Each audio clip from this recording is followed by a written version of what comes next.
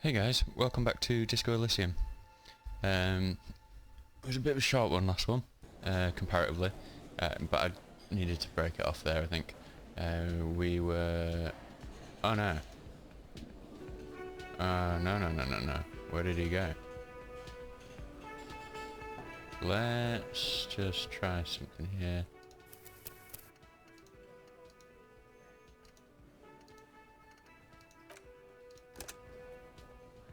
I hope we don't miss the opportunity to speak to that chap. Oh man, it looks like we have. Says it was the last time we'd be able to speak to him here. When was the last autosave before that? Oh, it was just outside here. Okay.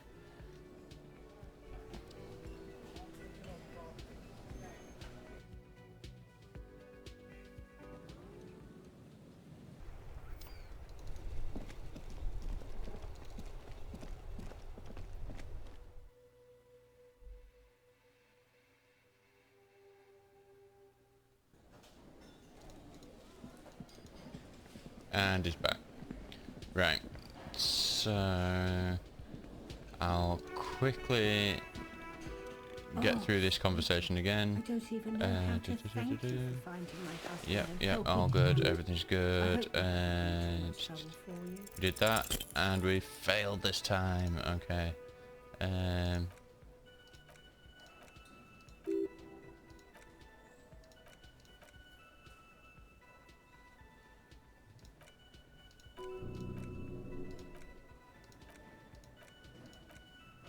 Try to do everything the same as I did last time. We can't.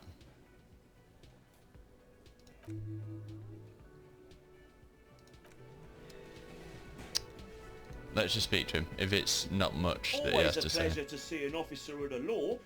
I mean, officers.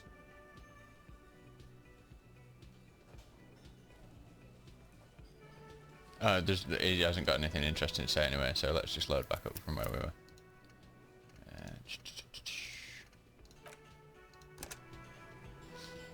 That worried me then for a minute. Thought we missed out on something vital, but no, that's cool. Don't really matter. We need to speak to chap behind the bar. Can I help you? Garter, I found a new bird for the whirling. What is this thing? The man takes the stuffed bird. It's no biggie. I just thought it would look nice on the wall. I'm that kind of cop. What? The interior decorating kind. He inspects the bird somewhat suspiciously, then mellows. You know, I'm sorry. This is actually a nice bird, a competent piece of taxidermy. I can fix it to the black and have a new bird in the establishment, I guess. He hesitates. So I don't know. Thank you? I'm going to go with thank you. Feel good about our work here today, the Lieutenant nods. It's all about the little things, like bringing people random stuffed animals. It's not actually about that, but he liked it. About my bill for tonight. Yep, I got the 20 real. Good, you got the room for the night, but remember you'll need another 20 real tomorrow. Okay, cool. Right, so we've spoken to these chaps. We need to go and speak with Kuno. Which is always our favourite thing to do.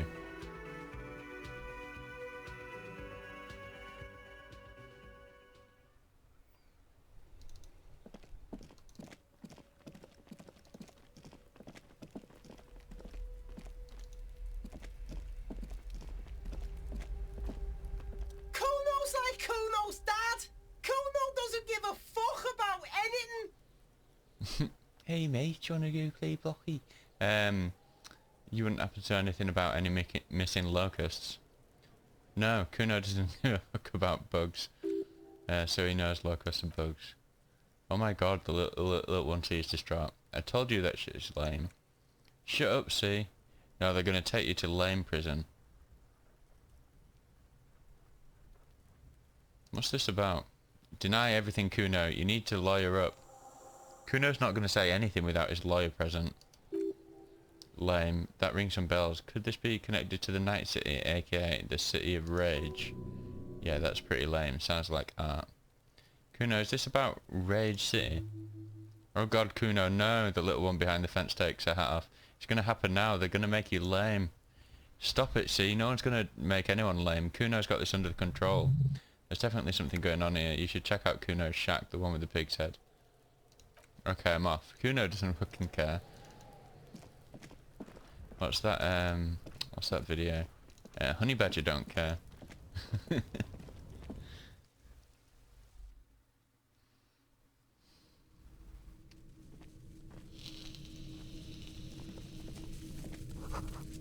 It's crawling with locusts in here.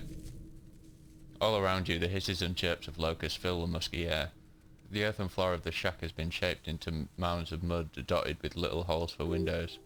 Like skyscrapers, spires of dirt and sand rising, accommodations for their insectoid inhabitants. Well, detectives, it appears you've solved the case. Lieutenant looks around, writes something in his notebook and turns to you. Of the locusts, for the missing locust case, which is a sub-case of the imaginary insect case, so that at least that's going well. Yes, precisely what I was thinking. Yes, he nods. I feel we are nearing a real breakthrough. We should talk to Kuno about this. Let's get him to stop. I'll let you handle the Kuno side of things. You're doing just fine.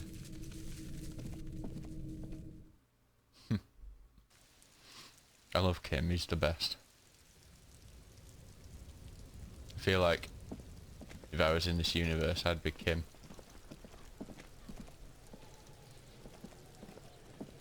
Kuno's like Kuno's dad. Kuno doesn't give a fuck about anything.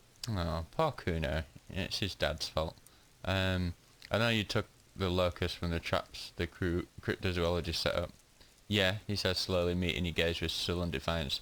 Kuno took the bugs, so what?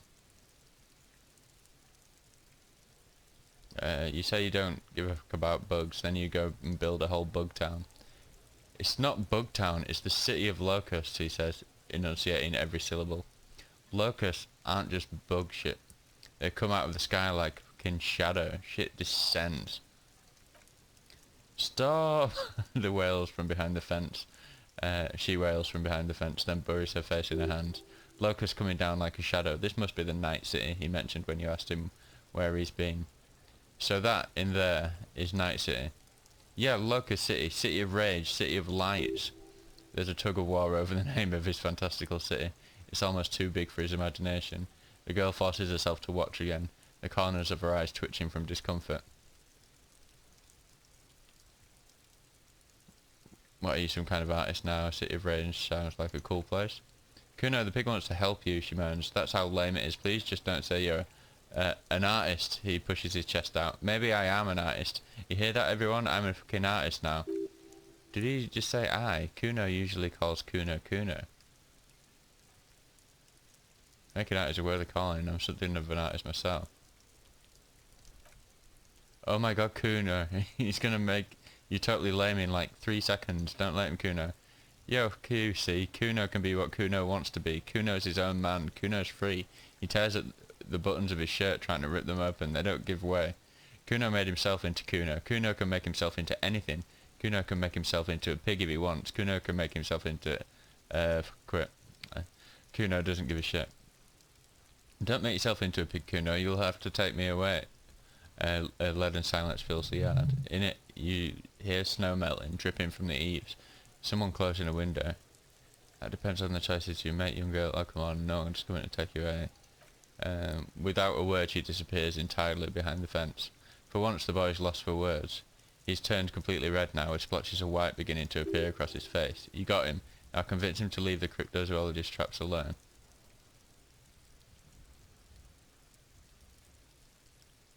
What's going to happen to all the locusts? Kuno's going to let the fucking locusts die. I need you to stop taking locusts from the traps. Cryptozoologists are trying to find something very important. These locusts are bait. I don't give a shit. I don't need the locusts anyway. Shit is all lame now. He turns towards the fence. C was right. The girl's face appears again above the fence, just long enough to make eye contact with Kuno. I have to ask, what does this city of locusts mean? It doesn't mean anything. It's shit. Kuno just likes to focus. Kuno likes to concentrate on shit, build shit when he's zipping hard. Fuck. He turns his burning face up to the falling rain. Pig, he says finally, lowering his gaze to meet yours. You really shouldn't have fucked with Kuno's city. Now it's all fucking lame. Okay, now that's settled, I better be off.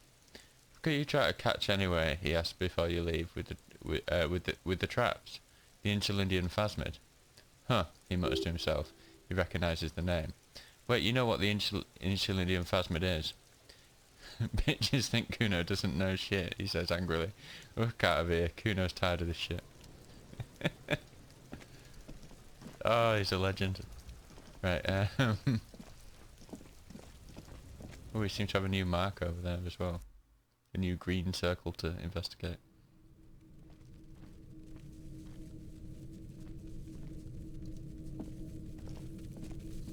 Okay, I don't think we can literally get the... Okay, yeah, no. I thought, and we might have to take the locust to the cryptozoologists.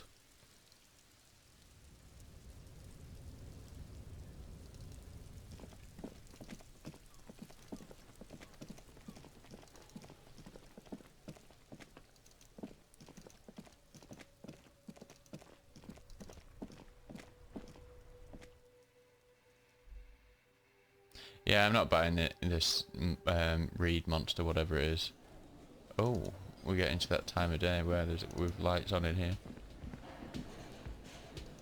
Who's this guy? I don't know, I can't talk to him. Hello, officer. I think I almost have it. A new trap design, that is. I know you're skeptical, but I have a good feeling about this. I had a chat with this kid, Kuno. He promised to stop stealing the locust. The cryptozoologist purses his lips. So it was just a child. He looks crestfallen. Thank you for telling us, sweetie. She turns to smile gently up at her husband. This is good news, right? It means we can try again? She acts chipper, but something's changed in her tone. A hidden worry. Yes, you're right. We just need to restock the empty trap. Then we'll need to inspect the traps one more time, and then maybe we can... The aging cryptozoologist breaks into a hideous coughing fit. He has 38-degree fever. His resilience has given way. She looks at him with tender concern. Darling, I told you to take it easy. You're getting sick. Maybe it's time to go home. You're right, you're right. He breathes carefully, not to start coughing again. We can come back next season, when it's warmer. That's just something people tell themselves when they fail.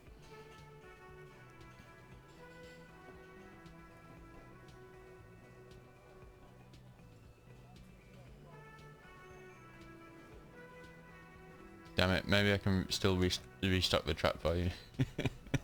I knew Kim wouldn't like that. The mic here.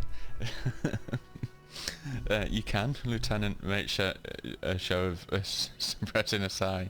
Fine, it's better than having these people get pneumonia on the coast, but after this... He wants to see this tale through as much as you, otherwise he'd have stopped this already, but he cannot let it drag out after this. Really, it's too much, officer. He starts coughing again.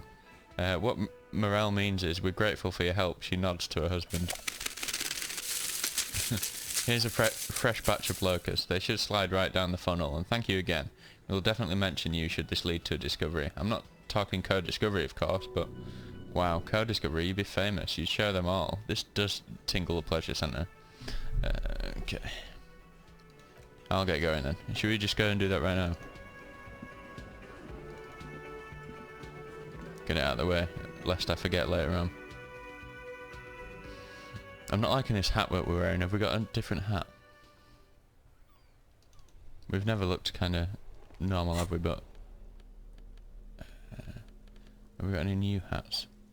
Oh, we got this scarf that gives us plus one pain threshold. Where do we?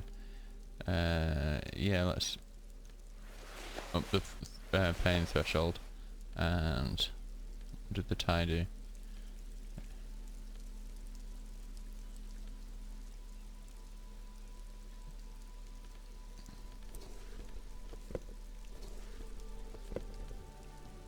+1 to Kingdom of Conscience. What are our trousers doing at the moment? Just see what this is all about, Kingdom of Conscience. Oh. AI. Oh no, that's the tie that we... So 1 Inland Empire and 1 Volition. Interesting.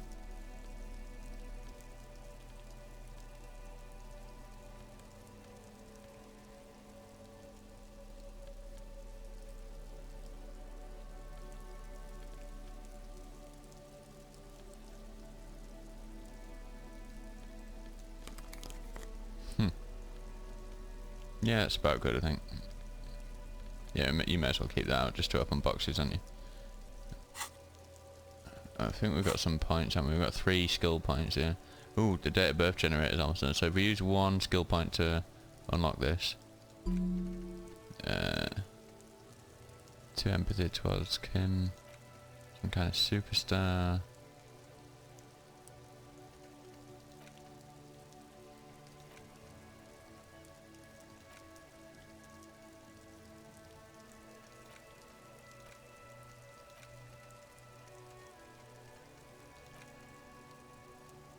I think we got ages low. The empathy towards Kim might, and if that gives us new dialogue options, that'd be cool. And I like to keep 1 point just in case.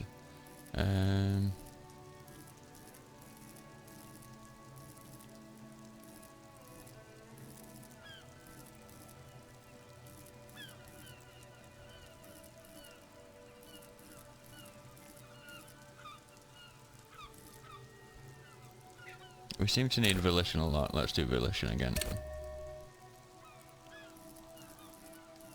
Okay, accept changes in clothes.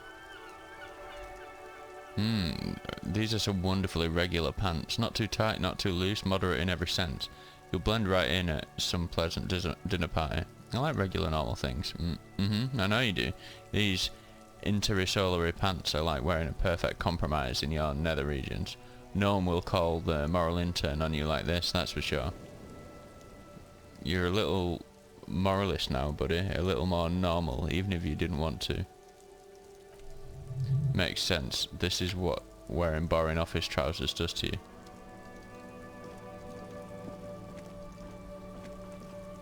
Yeah, so it's all the way back over the other island. We are getting reasonably close to ending the day. And what's the yellow thing here?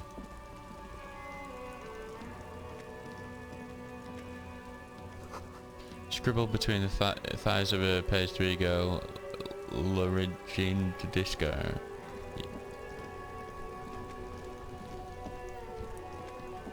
Feels like we've come a long way, doesn't it?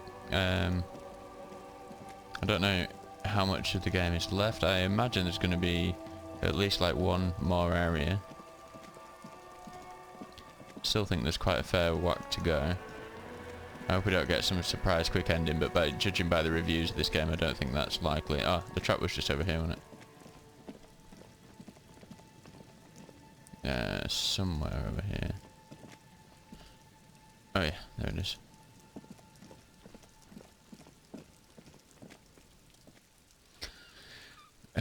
The trap stands empty amongst the reeds. No insect sounds or movement around. Only the reeds melancholy rustling. Rain drips from the netting of the trap.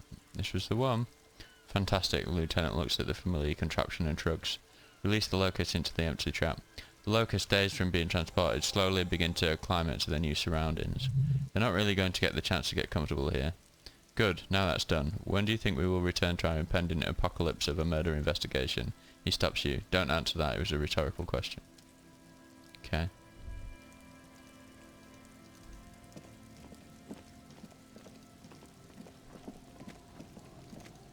So back to the bar, I guess.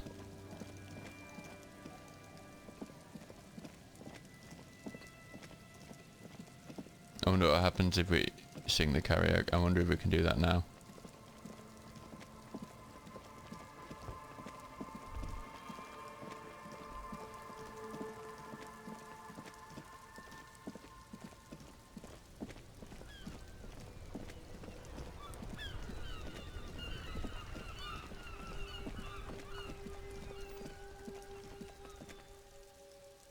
Let's try.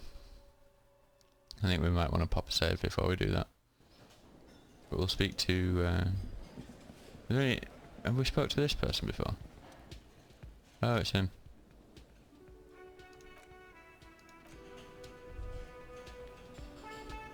I want us to try and speak to these two again. They didn't like us try to talk to him before, did they? Oh, he's not there, is he? Hello, dear. It's good to see a familiar face. I restocked the empty trap. Where's Morel? Thank you for doing that, dear. She manages to smile for you. Morel still isn't feeling well. I convinced him to stay at Gary's to get some rest. She looks down at her hands. I'm afraid the cold has really gotten to him. Only the hardcore players left, huh? Yes, she smiles a cautious smile. Fieldwork is a young person's game, as they say. Her voice is shaky. What's going on here? So, who's going to check the traps? Morel will eventually, or we'll talk Gary into going back out perhaps. Lieutenant stares at his shoe, caked in mud. He doesn't say anything.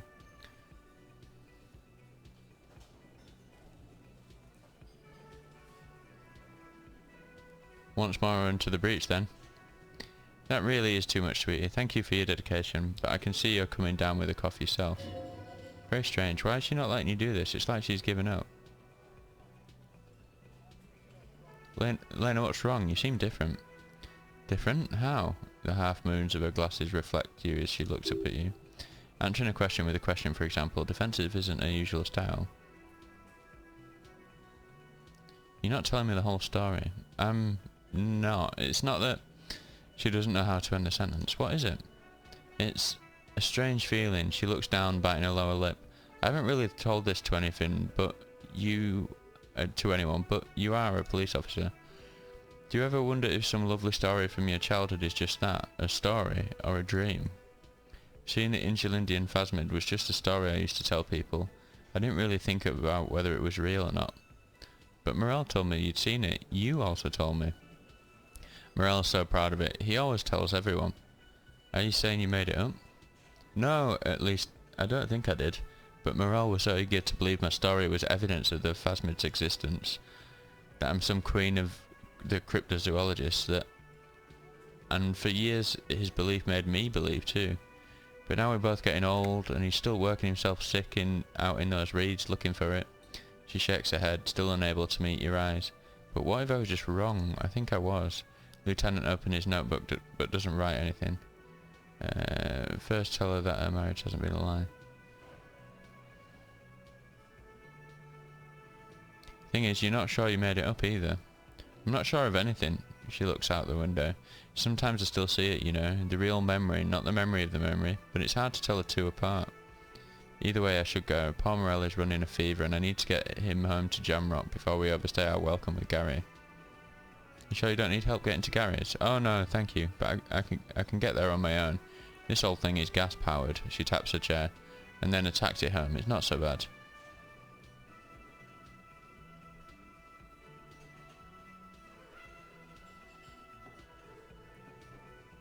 You do that, I'll check the traps one more time. Okay, really? Oh, sweetie, she looks at you worried. Please don't get stuck on a dream. Take it from me and Morel. Can I have your address just in case there's news? Okay, it's 113 Tabernacle Road, Jamrock, but... it's been a pleasure, ma'am. Likewise, sweetie. She flicks a switch on her chair and the engine turns on with a whir. Thank you for everything, truly. Even though it turned out to be a sentence remains unfinished. Waste of time. A lie. Fool's hope, say her lips, moving in silence. Like that, she drives off. The gas engine putters quietly. She gets to the doors, then she pushes them open. Outside it's raining. We should go to somewhere out of there, kilometre to the southeast. A gust of wind shakes the Feld building, rather dusty windows, beckoning with strange coldness to ask the wind once more. Huh. I know where we were when we asked the wind. Yeah, okay. So back we go.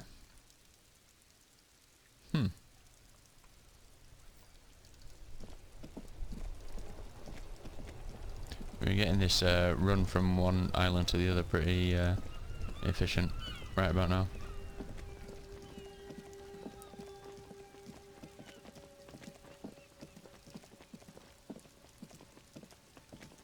Alright, we might need to save before we do this. We might, judging by our build, we might have a low percentage chance of succeeding here.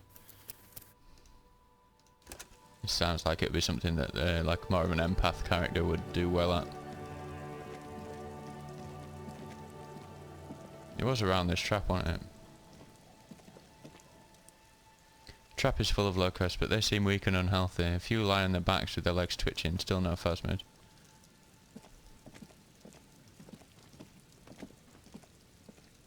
sure it was around here. Let's just have a look in the...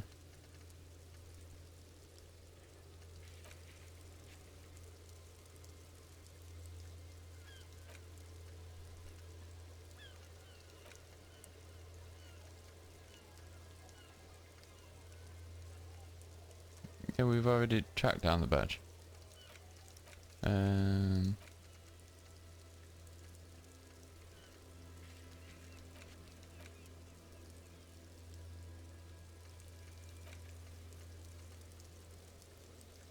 Oh, we need to report back to the cleaning lady. The washerwoman is hiding something. Look around, maybe get into a shack somehow. So we're still unfinished business over here as well.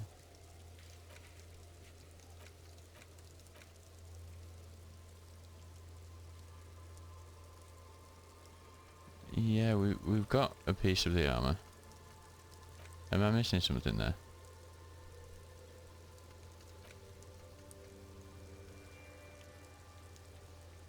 Yeah, we can't do that one. Oh, we need to forge the signatures for everyone. Determine where the shot came from.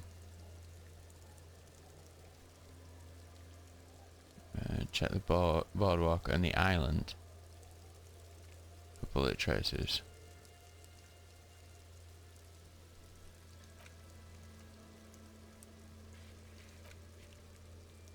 Okay, so we can do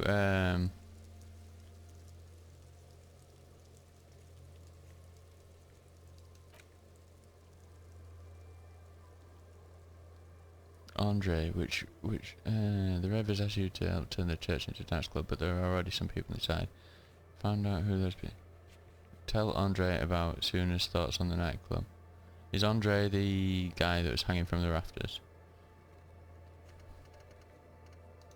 Okay, we need to try and tie some of these up. That one will be easy. That's yeah, we can do that on the way back to asking the people in the church. Check island and check boardwalk. Where's the map?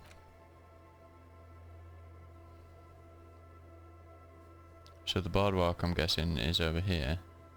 Need to check for the bullet traces there. Or is the oh no, the boardwalk is that? Is it? You would think. Okay, so we've still got more stuff to do.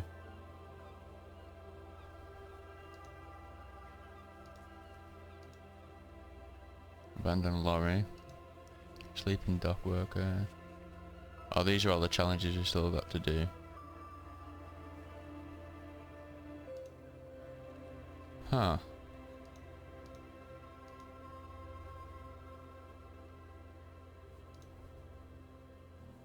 Drama, legendary, rhetoric, impossible, hanged man, inland empire, medium. Are these ones we can't do anymore? Oh yeah, that we're locked out of at the moment. Volition challenging, conceptualization, impossible. Right, okay.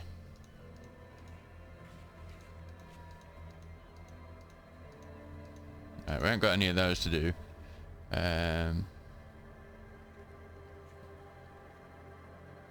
On this island. So let's go back to the fisherman village. Maybe we'll hear the wind on the way.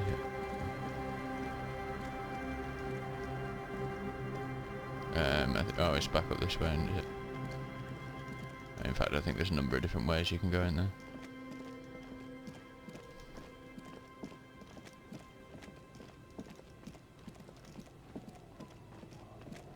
Right, so maybe there's a way into this shack.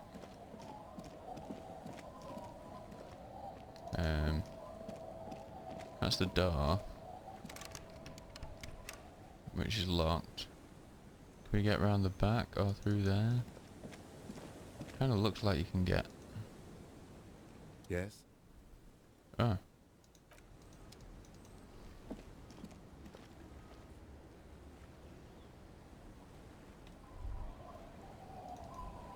Can we? Is this something we can do by speaking to her?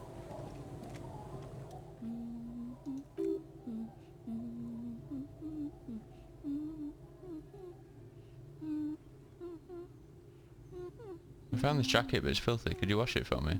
I can wash it for you, she says, looking after. Says after looking the jacket over, but it's going to take about half an hour. I think you can stay put for that long.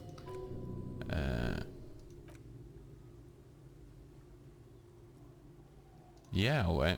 Well, hand it over then. I'll see what I can do. Must say I'm proud of this one. She nods, handing the jacket back to you. It's pretty nice underneath all that filth. I hope it'll have an easier life in your hands. Where could someone stay around here?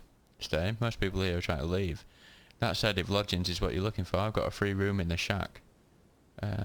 How much is it? I won't charge you for it. Take it as a gesture of goodwill from the village to the RCM.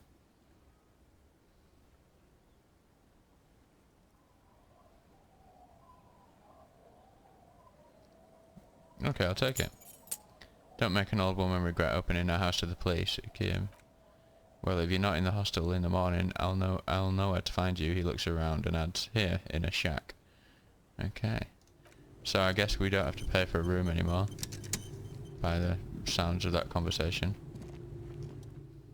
Unlock the shack door with the key. I'll wait outside to give you some time and privacy to check out your new living arrangement and look for any signs of Ruby, but just so you'd know, after we're done with the day, I'll still be staying at the Whirling in Rags for the night. We'll meet in front of the shack in the morning. Key turns with a satisfying click. You can enter the shack now. We're not done for the day yet. I'm not going to go to bed.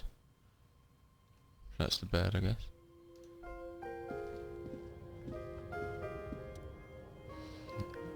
An old mirror hangs on the wall. You see the reflection of your face in it, adorned with the expression. Let the mirror be for now. Yeah, we're never going to get that. You see the waves, the sea, a church.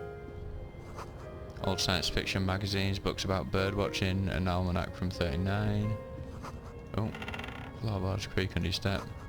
Using a thermodynamic expander condenser cycle. Nice. Okay, so we've got a loose floorboard here by the looks of things. As you look, the floorboards in the corner of the shack, it's clear one of them isn't quite level with the others. The edge of the floorboard next to it looks scratched. Move the board aside.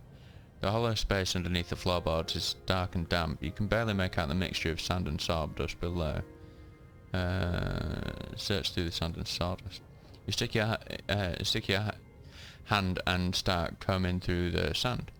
Dry, not like outside. Fine dust, and then something hard wrapped in paper. What is it? A small cylindrical object. You pull it out. A bullet. A 9mm bullet to be exact. Fit for all muzzle loaders of that caliber. Bullet, interesting. Floorboard doesn't care, but maybe the washerwoman does. You have enough to confront her with. It's extra ammunition. She's locked and loaded, ready to fight some cops. Okay.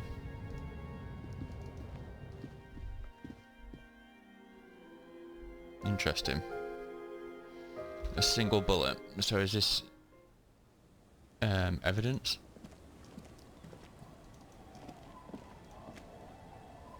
Our tenant, the policeman. I hope the waves don't keep you up at night. What can I help you with? Why was there a bullet under the floorboards of your shack? God damn that girl, she murmurs softly. And without anger, a long and harsh life has taught her not to buckle under the pressure. A bullet. The lieutenant turns to you and gives you a little nod. Then turns to the washerwoman. You didn't put it there, did you? She did. Gone and hid things in there. She shakes her head. She's usually a good tenant, and not a stupid one either. You rented the room to her? The old woman sits in silence, her hands moving into the water bucket. Some water sloshes over the edge. Slowly she speaks, wringing out a rag. Yes, I let my room to that Ruby girl. As I've done before when she's been in trouble, or just looking for solitude. I've made it clear we welcome all kinds of people here. When was this? She came last Friday, left on Monday in a hurry. Last Friday, that's when we arrived. Her wrinkled hand needs a blue rag in the water. What has she gotten herself into, that girl? What if Ruby is our partner? And we can't remember her. What if Ruby is the person that we were... If you remember quite a few episodes back, we were pining over someone, I think. What if that was Ruby? Thanks for the police... that's for the police to find out. Lieutenant takes out his familiar blue notebook. Right then, please answer each question to the best of your ability. I'm sure we have a few.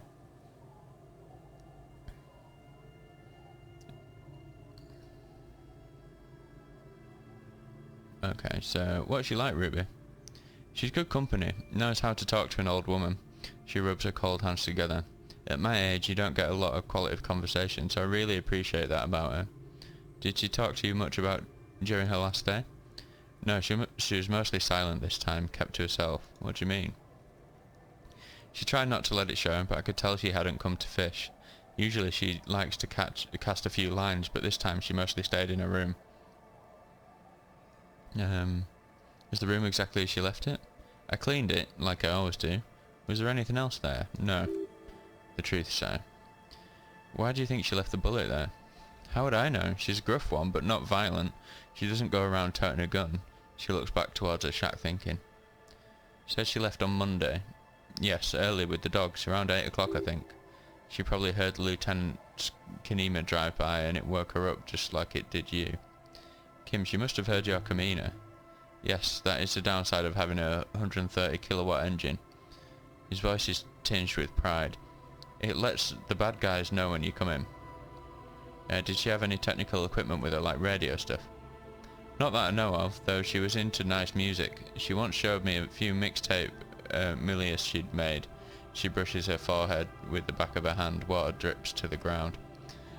Although I guess she was pretty handy with the mechanical and technical stuff, even fixed the heater in the shack. You should be thankful for that. She may simply have kept the equipment elsewhere. Where did she go? I don't know, further up the coast. She tried to leave quietly, but the hinges on that door screeched like a cat in heat. Woke me up. I heard her rushing in those heavy boots, heading up north. It's a peninsula, she might be trapped. After a moment of silence, she says, "You'll never find her, you know." Her tone is without malice. She knows the coast like the back of her hand. You only just arrived. I wouldn't worry about that, ma'am. We're persistent. Further up the coast we go then. Are you sure you wouldn't rather stay here, get a nice cosy fire going in the heater? She drops the rag into the bucket. It's clean now. Seems like a better idea to me. The failed electric mural. You feel like you should go look at it again. Step closer this time. The failed electric mural. One thing, officer. If you do find her, please go easy on her. She looks around. The air is getting colder. She's a good girl, whatever she's gotten herself mixed up in. The failed electric mural.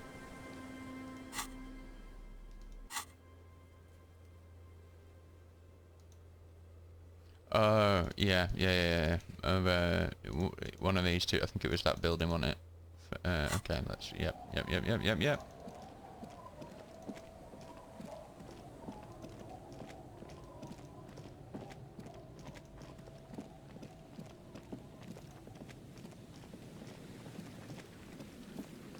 Let's check this one.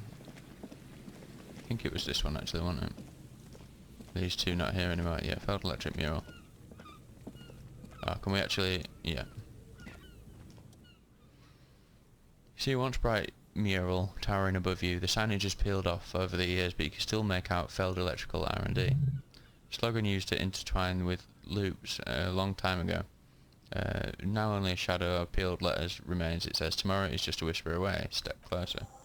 Above the mural, a collapsed roof, broken windows, set in walls that are cracking and will soon also fall, and the coastal breeze rustling and sighing in the remains of the edifice.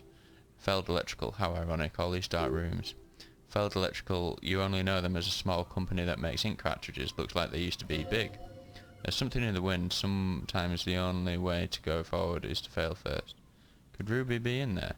In there? She could, or, he points behind you, she could be in the identical ruin over there, or in that boat shack, or in that church tower maybe. Why single out this one building? We're gonna have to leave and save here. Is there any? Have we got anything? We're gonna have to look at our.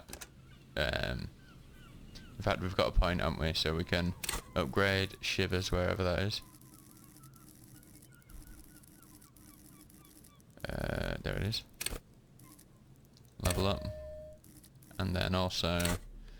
okay, this could take a while.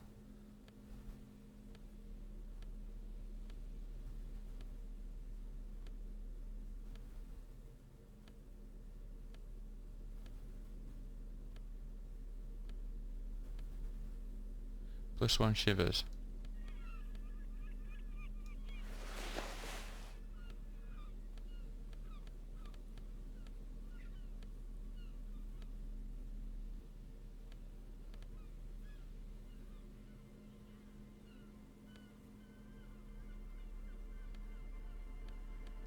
+1 shivers.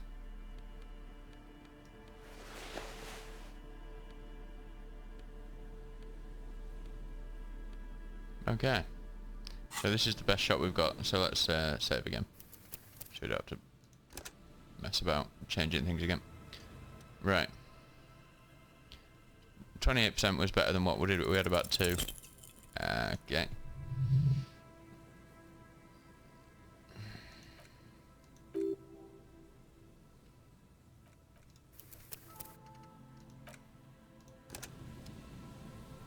Sorry to do this, but I'm super curious. If I get this curious, I need to find out.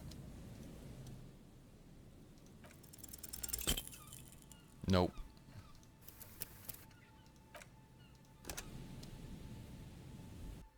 Come on, dice. Lucky dice.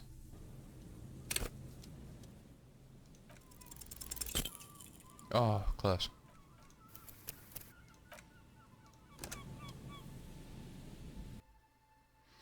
So it could be here for a while. So, is she going to be here? That's the question. If not, well, it would make sense for it to be like it, because with it being an electrical company, there would be the stuff that she would need for whatever it is that she needs the stuff for.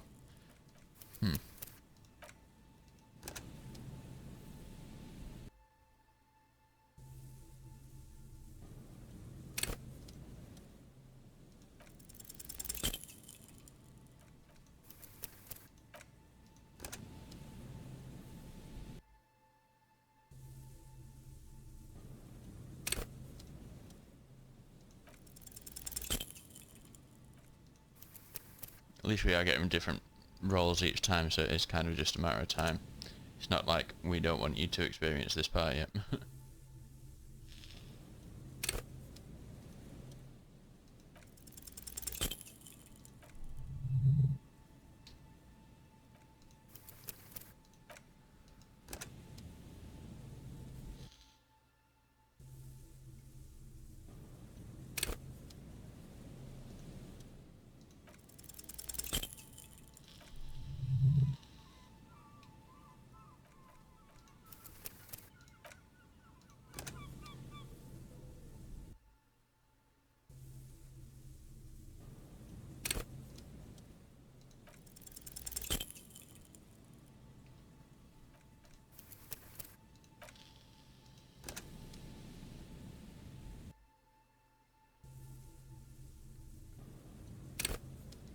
Does seem like this is super important.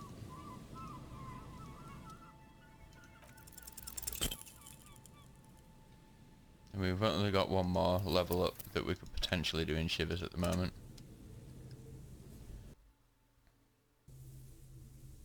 We did use all those points, didn't we? I'm pretty sure we did. Yeah.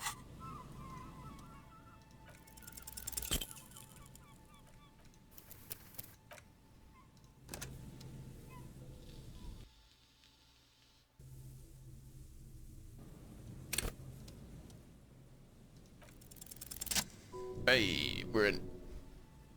Right. Even though you're sure you succeeded, all is quiet. There is no cold hand brushing against your forehead, no rustle in the reeds, the wind has died down. The ruin in front of you is silent as a tomb. She could be anywhere. How do we find her?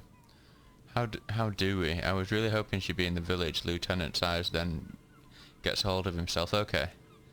She's probably north of the village, and this place is a peninsula. He looks north. We already scanned most of the outdoor areas on our wild cryptid hunt, so we have an understanding of the geography at least. And then there's the church. He looks at the bell tower. We've already searched that and can rule it out. I know it doesn't feel like progress, but exclusion is a step 2. Level up. Anyway, we do it the old-fashioned way, sector by sector. Go over the whole peninsula, ask the locals, enter the places where we can, enter first like we did in the village. What was I even attempting to do here? Trying to talk to the wind, the city, whatever you thought would happen. Did not. And now you're just standing there in the dusk hour with your hands fallen to your side. Trying to talk to the city, something you've done before. Is it in your secret repertoire, a trick for when you're out of ideas? And if that fails, if we don't find her, Then, if we're desperate, we can look where we can, and at bunkers, storm drainage, this place. I'm sure it won't come to that. He looks behind him at the dark red box crumbling across the chasm. Walk the coast, the old boardwalk, the reeds. You can always come back here and talk to the wind again. Look where it already got you. An adventure awaits, an adventure on the wind-swept urban coast. Listen to the wind again. Okay, so it's saying do some other stuff first. We do need to walk the boardwalk anyway, for to look for signs of a gunshot. I thought we'd checked all of this place out, but maybe not. What's that down there? Oh, that's the phone box. No, we don't need to go there. See, there's definitely something there.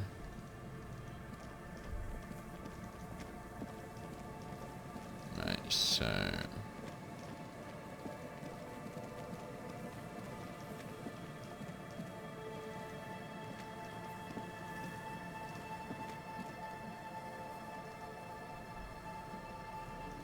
oh no, is that, which way is that taking us? Is this going to take us to a different part of the boardwalk? Oh, red, red, red. Winter, slow to let go of Revocol. Flex some more wet snow from above. Look around you. The snow falls lazily, making the beach sand paler still, mixing with the rust-coloured sewage runoff. It has been a cold year. All things waiting for spring will have to wait a bit longer. What am I doing? Looking up at the sky, melted snow dripping from your hat. What do I see? The sky is full of great battleships. White clouds collide with one another, and the world is drenched with debris. How does it feel? You're warm in your hat and your coat, like a well-equipped explorer. You comfortably survey the landscape. Where is Ruby? Near. Snow falls into dark water. She prays, though she doesn't believe. There is a hum in the air. That's all. What's below me? Layer upon layer of sand poisoned with industrial runoff. The storm drainage, hidden bunkers, rat skull. Tell me a secret of the sands wind. Someone stuffed a big old polar anorak into a concrete pipe under the boardwalk. It would keep you warm. You'll probably never happen across it, but who knows? What's in the north? The abandoned church, its walls covered with hoarfrost now. One of less sept sewers. The other 6 sisters were destroyed during the revolution. And further north, a serpentine strip of land weaving its way into the Martinez Inlet. Unfortunates on the run from the law, from themselves, sometimes hide out on nearby islets. Little dots in the ocean that are occasionally submerged when the tide is high and the weather foul. And on the islets? The remains of a camp on a jagged piece of rock, a tent, old dishes and cutlery, long since abandoned. A hermit crab scuttles amongst the debris, looking for a new shell. Further out, the lights burn bright on Resurrection, way beyond Martinez, a popular spa destination for ample-bodied Ozone kids with equally ample pockets. On the other side of the inlet, then there's Ozone, but the snow falls too thick. You cannot see that far. Before the curtains are drawn. The Bay of Revocol, vastness, great depth, over 1,200 metres at its deepest. Water, air, brinier than here. It is crisscrossed by huge cargo ships bearing company logos, Wild Pines, Sam, Morian. And at the farthest reaches of the Bay of Revocol, the shadow of Coalition warship Archer, on perpetual patrol duty, ready to unleash artillery fire if you were to rise up against the market. You shudder. What's in the west?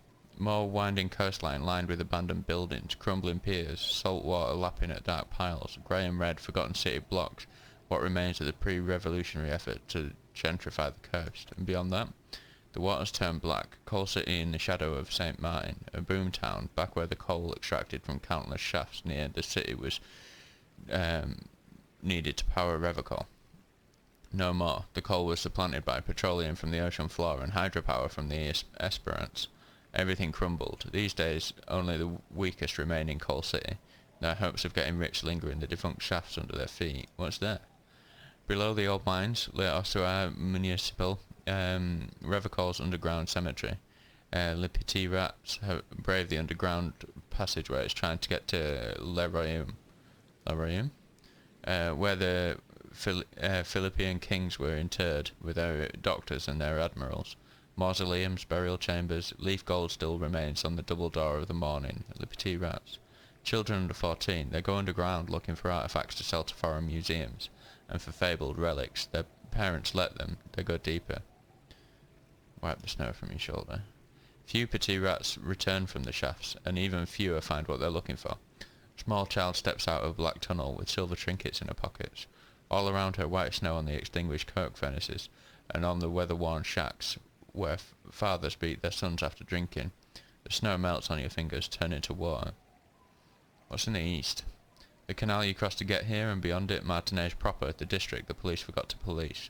There's laughter, lights, attempts at entrepreneurial activity, cynicism. Someone is scraping snow off their windshield at the roundabout, in the midst of which a statue of Philippe III serves as a destination for grade school field trips and a fine perch for winter birds. And further, a fenced-off yard. There's a truck belonging to a logistics company parked next to the gate. Bright light from a building behind the fence reflects off its hood. Clean white light coming from the windows of a clean cube-shaped office building hidden amidst ruins. A secret. What's in the south? The raised motorway, 8/81, with vehicles whooshing past one another day and night, while those who reside beneath the motorway attempt to carry on with their lives in the snow and the slush.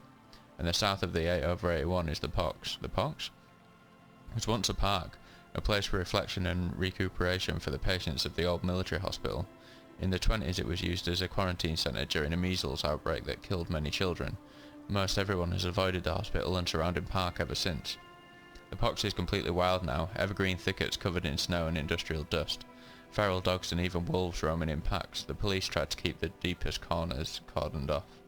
But still, heavy drug users do slip through and hole up in the old military hospital, hoping to find something to get high on among the hastily abandoned supplies, or just overdose in peace. Further south, a line of motor garages with armoured carapaces hunched in the cold. A mechanic is hard at work, patching up the bullet holes in the side of the Cupri Forte.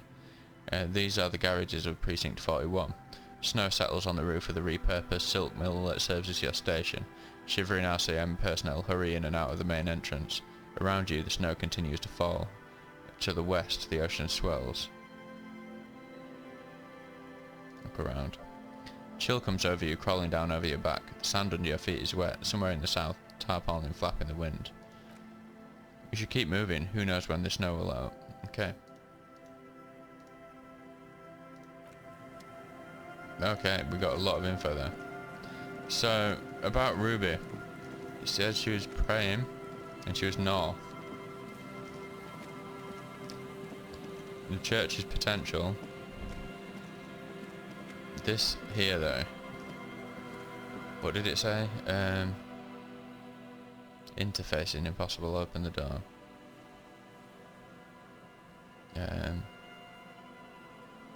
Right. We did level up again. Interfacing.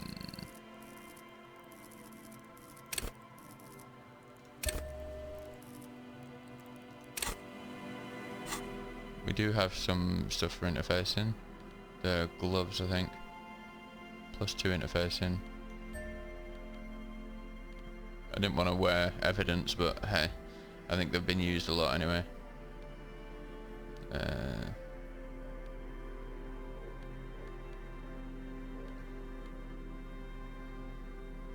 Fallon windbreaker. Do you want to put that back on?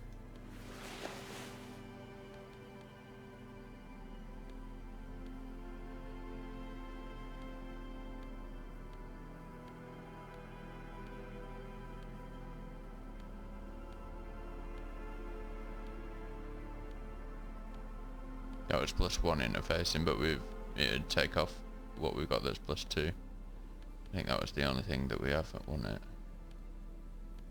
Yeah, that looks things.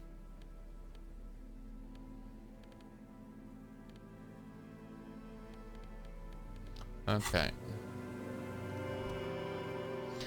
As you fold your fingers into a fist, you realise you could knock anyone out with one punch. The white ceramic gloves wrap around your digits comfortably. Your movements cause tiny little clicks like dice rolling somewhere far away as the plates reorientate to your motions. Oh, I will be responsible with this. This is just to protect me from harm, not to show off. Oh, so, okay. The hardened vitreous enamel, at once sleek and voluptuous, adds a glow to your cheeks and spring to your step. Just imagine what a full suit of this stuff could do for you. You really do feel more confident. Invulnerability does that, even partial invulnerability. Okay, I must study it. Remember, this is a highly specialised kinetic redistributor meant to stop bullets. Wear it, observe its properties, see if there is a weakness in the design. For the day you have to fight someone covered in the same material. Let's pop a save. It's another important check. Huh. So we're still 3%. Wait, didn't we have more? Interfacing 7, still 3%. Let's just try it. No.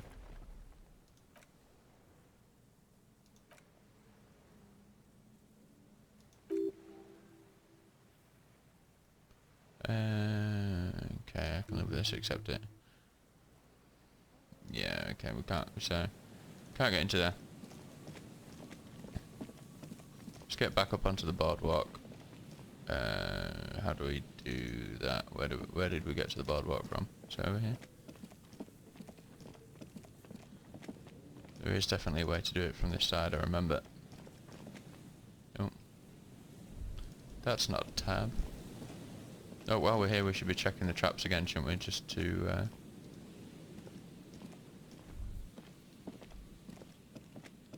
get that task over and done with.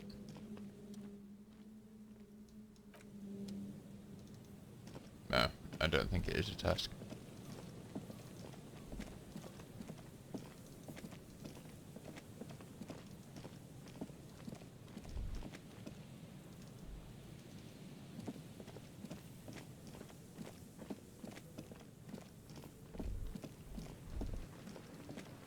No, it's quite frustrating. It did feel like... Oh, it's just literally under there that they were going to. Okay. It did feel like we were getting a bit closer to Ruby. We need to go back in the church while we're here as well. So before we go back up on the boardwalk, let's do that.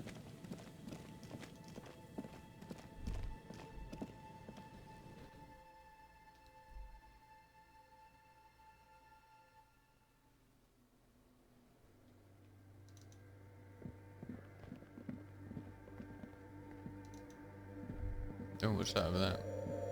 Oh, what's that over here?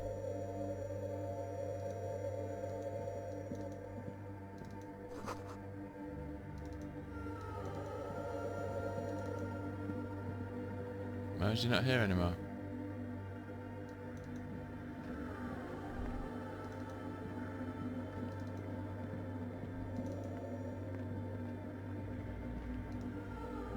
Oh, what was the blue thing? We missed the blue thing. Oh, there it is. Came from stained glass windows, still has letters on it too.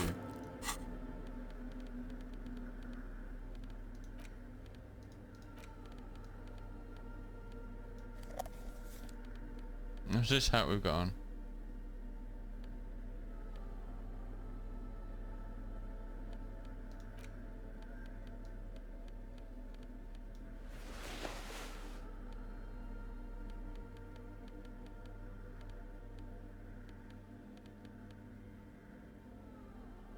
Horrific necktie.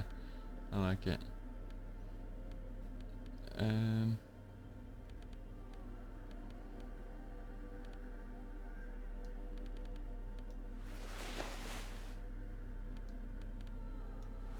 Not really gonna do us any favours, is it?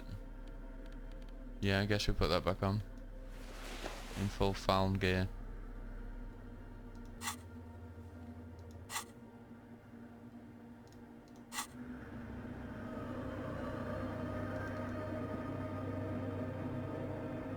Okay, so we can't talk to him. Who was it then?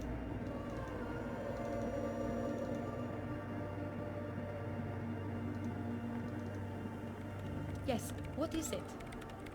Hey, about that 2mm hole again. Oh.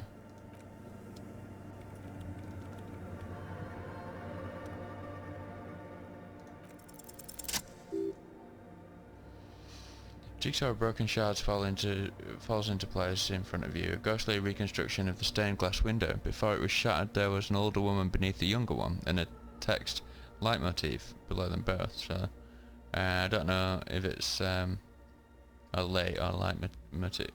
If it's a reference to leitmotif with an F, which is like a recurring theme in music. Okay. So, who is this older woman?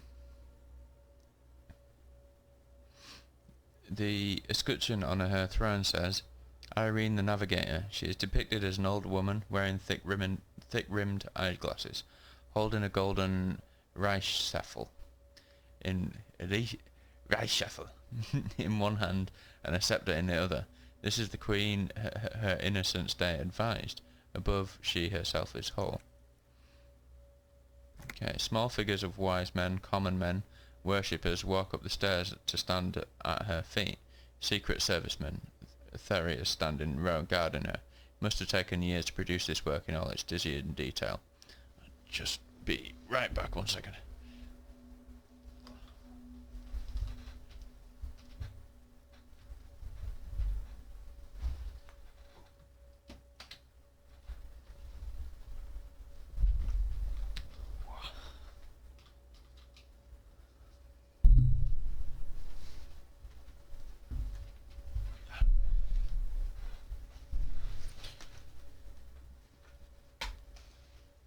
Just a touch uncomfortable. Reposition. I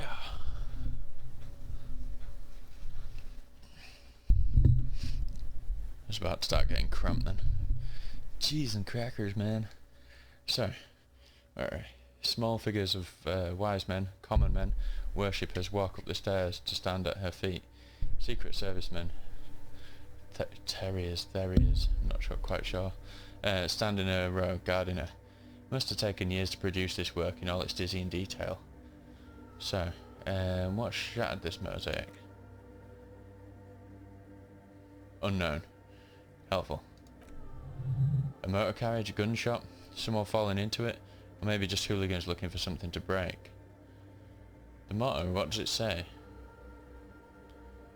Below both women, in luminous black letter, Après la vie morte, après la mort, la vie de nouveau.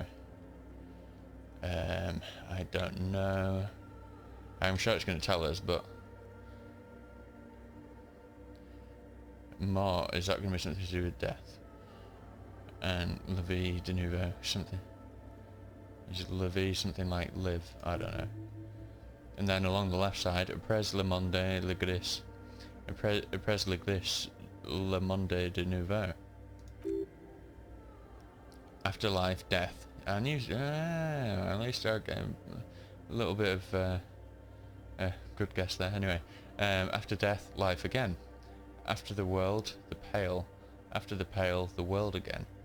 This is the great leitmotif of humanism, a summary of the effect of the discovery of the Iola, the Inchilindian on human thinking, a tremendous sea change akin to finding life after death.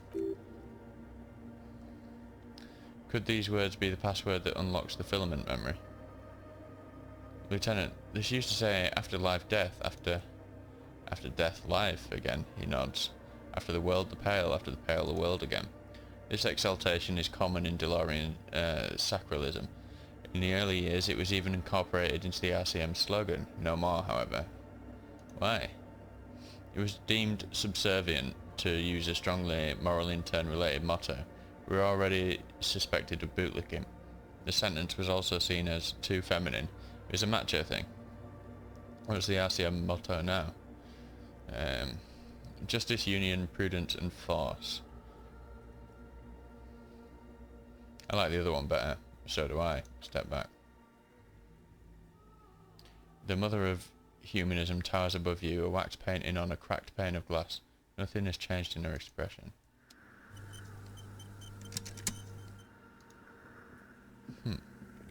Yes, what is it?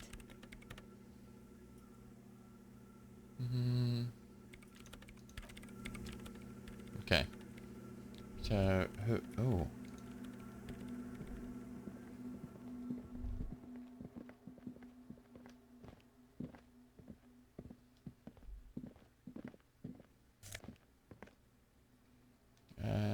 Messbanger's red brogues. And some monies. Interesting.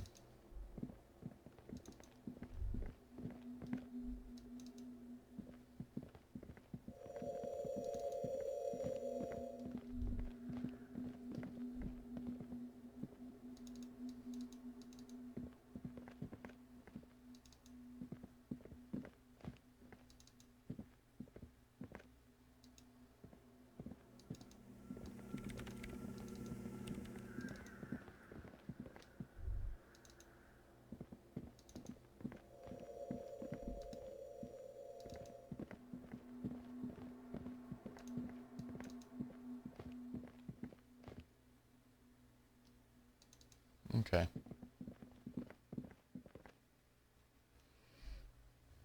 So who is it we need to talk to?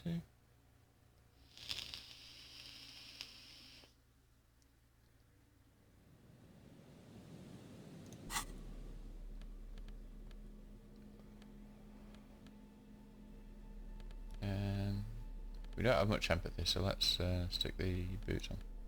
These empathy shoes.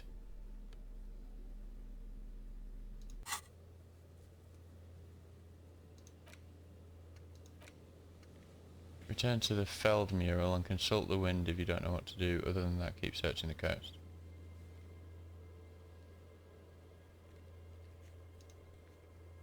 Keep searching. I feel like we've done that. Okay, back onto the boardwalk. Let's see if we can find some evidence of gunshot.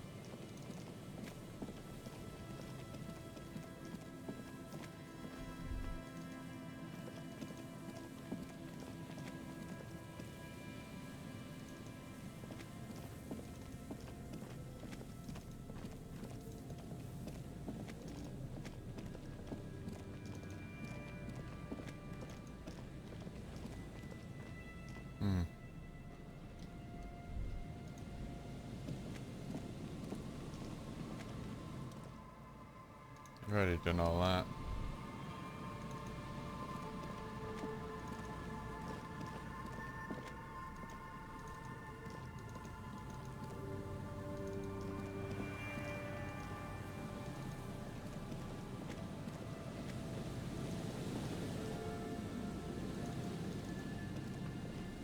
I'm assuming this is the boardwalk.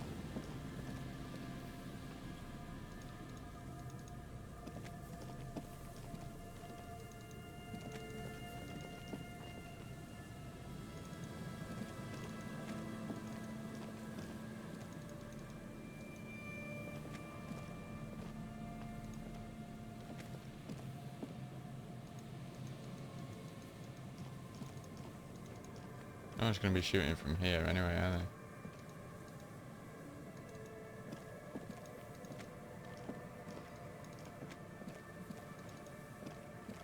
Oh man, it looks like you can get there. But apparently you cannot.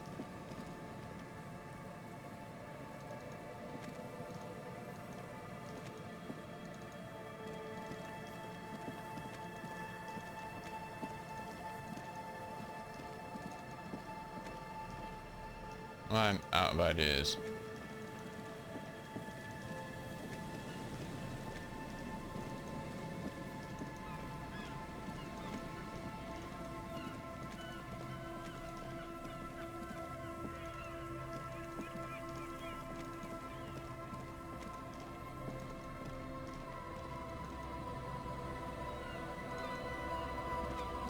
Go check the other mural.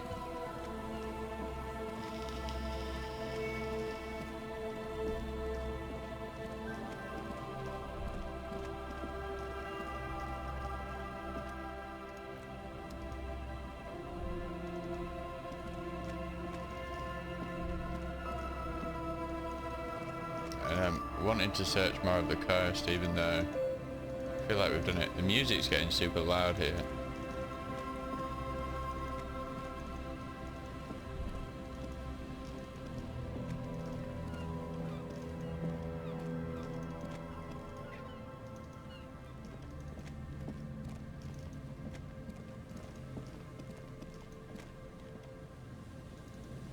Is it just because we get into the end, so it's like a bit picturesque or something?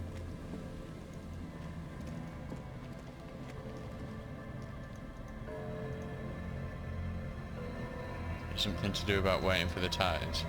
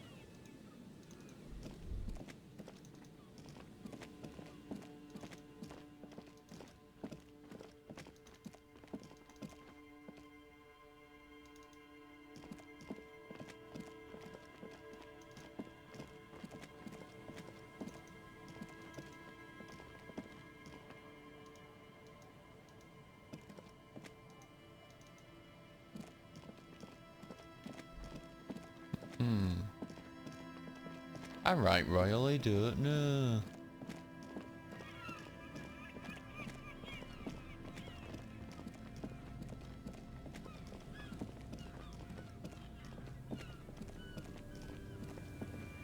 Are there other people we need to speak to that we haven't met yet?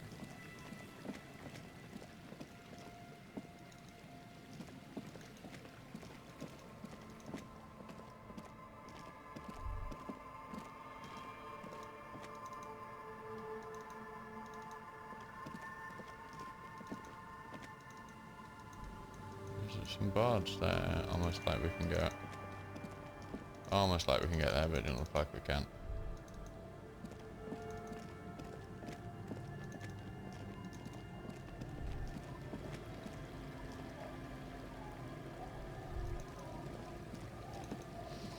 I'm pretty sure we've spoken to everyone.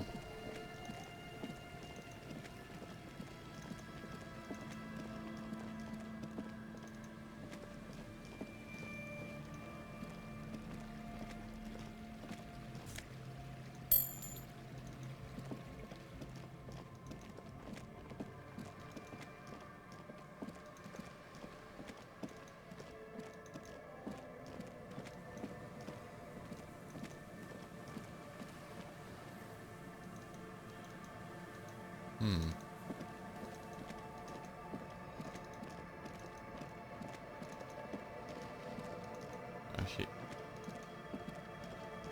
she's still here. It's got awful hour.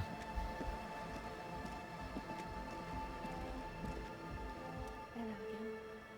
I'd like to know more about your associates.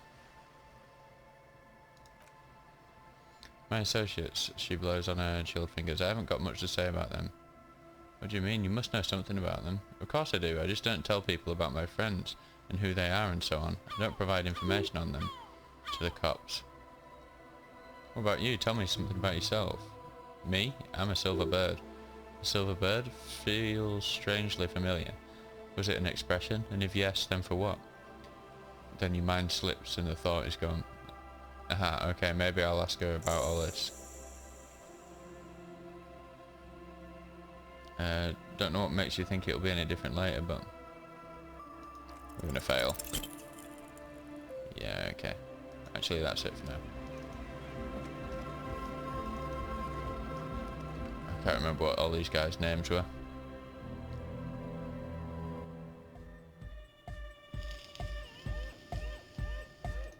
Huh, I see you're here again, offside man.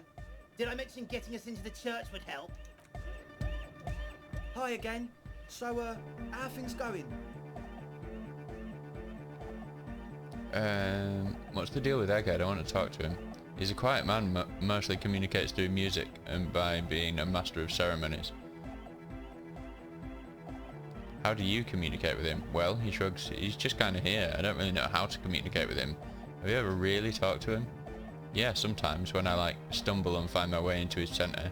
You have to hear a lot of hardcore to the mega first though.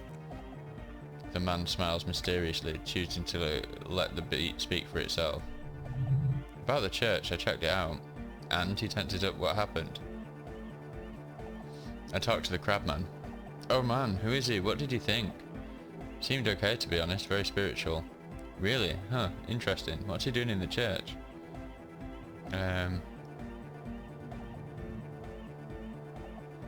Just preaching and praying from the looks of it.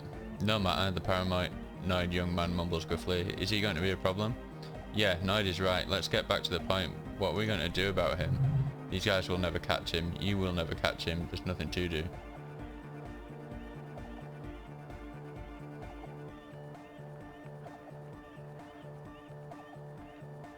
Yep.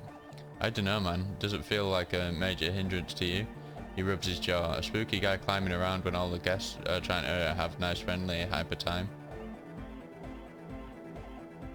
Don't worry, I don't think he really gives a damn about you or anyone else. I guess it's not a massive problem now that I think of it. Everyone is welcome to dance till the morning light. Yeah. Maybe, I guess we'll figure something out. Okay, but what about the other spooker, the one in the grandma's clothes? Did you see her?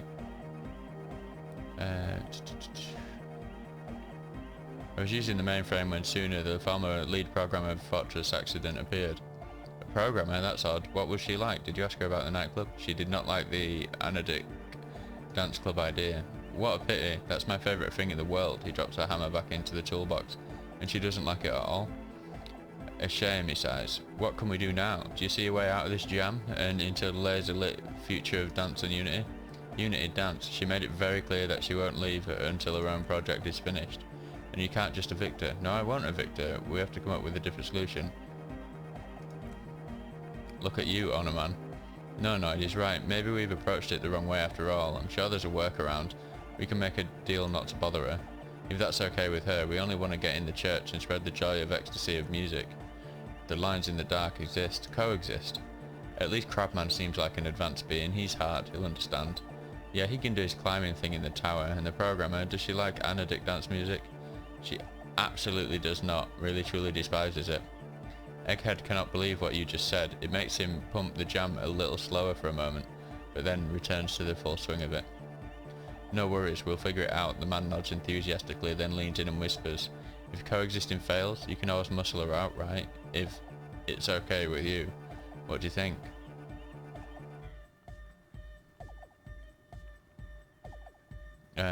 Perhaps if you drop the drug lab it might make it easier to convince her. He looks around in the tent. Oh man, but the drug lab was like an integral part of getting the club going. For me it was my favourite part. Chemistry is great. Besides, imagine all the drugs we could do if we had our own drug lab. I mean, Anodic music is great and all, but drugs, they make you feel really good. When did you last feel really, really good? Don't have time to feel good. I'm a very busy officer of the law. Pull out that stick, law man. You'd absolutely love drugs. They make you feel transcendent. I refuse to throw her out, but I can try convincing her. He smiles wide, like a replica of his friend with a large head. Excellent. Good luck, my friend. That's it for now. Goodbye, officer. Yeah, I don't really want to convince her.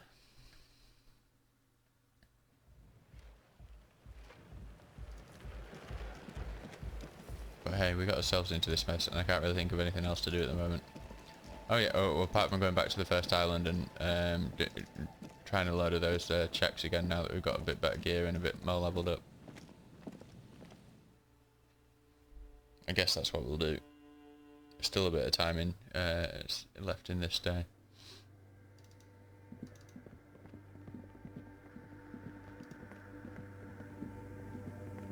Yes, what is it?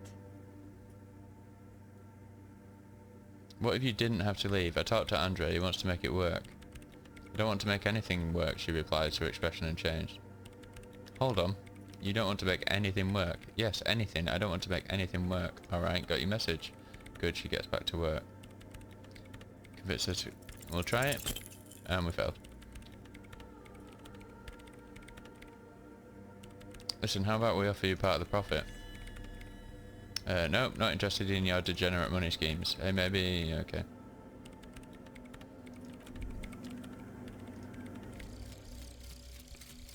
Date of birth generator. Hurrah, this took a while, this one. You were born in the year 07, in the last year of the commune of Revacol, right before it fell. In the old military hospital on the ground floor where people usually came to die during a snowstorm. The revolution had about 1 year left to go, and the fires were still burning bright. There were explosions in the blizzard. This was 44 years ago. You are 44 years old. The bloating might never leave your face, but beneath it you still have some years. You still have some hope. Learning cap for logic raised to 4. -1 difficulty to all physique passives. I know what is an important physique thing, and that is the door in the whirling in rags at the roof. That was a we've got loads of gear that helps with that as well now. Okay, this could be interesting. This could be very interesting. We'll just go back to these guys and tell them to piss off, and then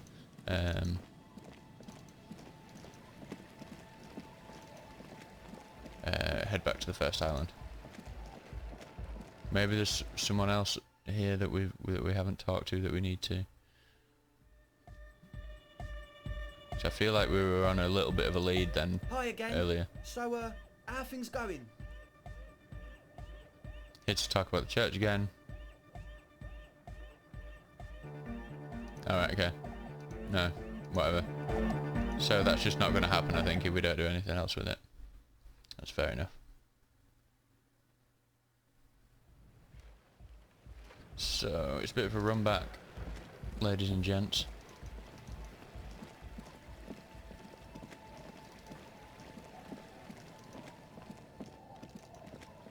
But I'm out of ideas over here now. I'm not exactly sure if there's anything. Oh, what was the purple?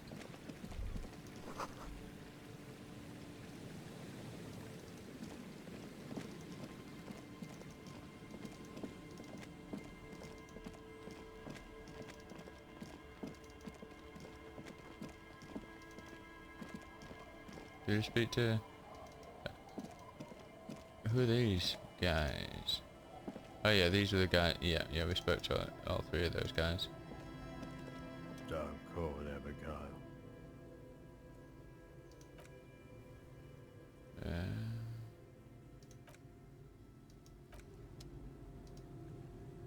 Tequila sunset. Why'd you keep losing all this stuff? Tequila. Other guy. You. The legend, he's back and thirsty. I got smokes and piss and a little speed to spice things up. Woo. How about no to all of the above?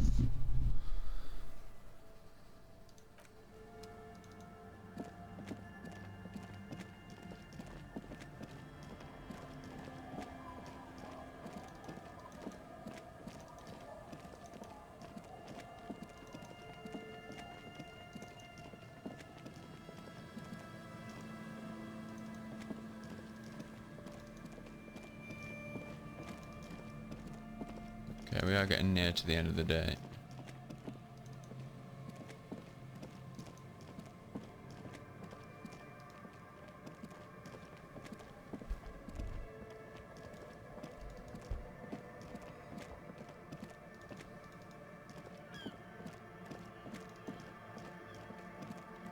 So there's a fair few things you can do over here, I think.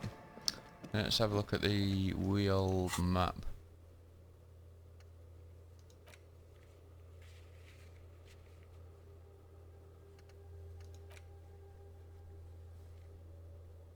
Oh, I need to convince her or evict her. That's a bit...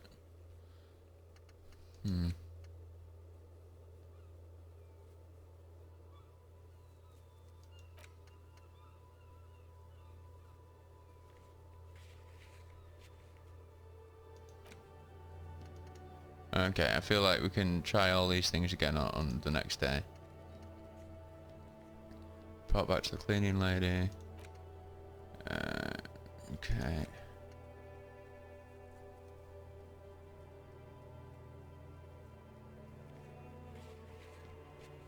Okay, so we need to forge the signatures, but we need to do that when we're going to bed.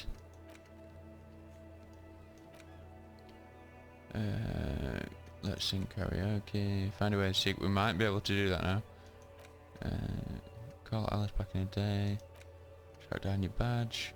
Do we just need to inspect that for it to interact?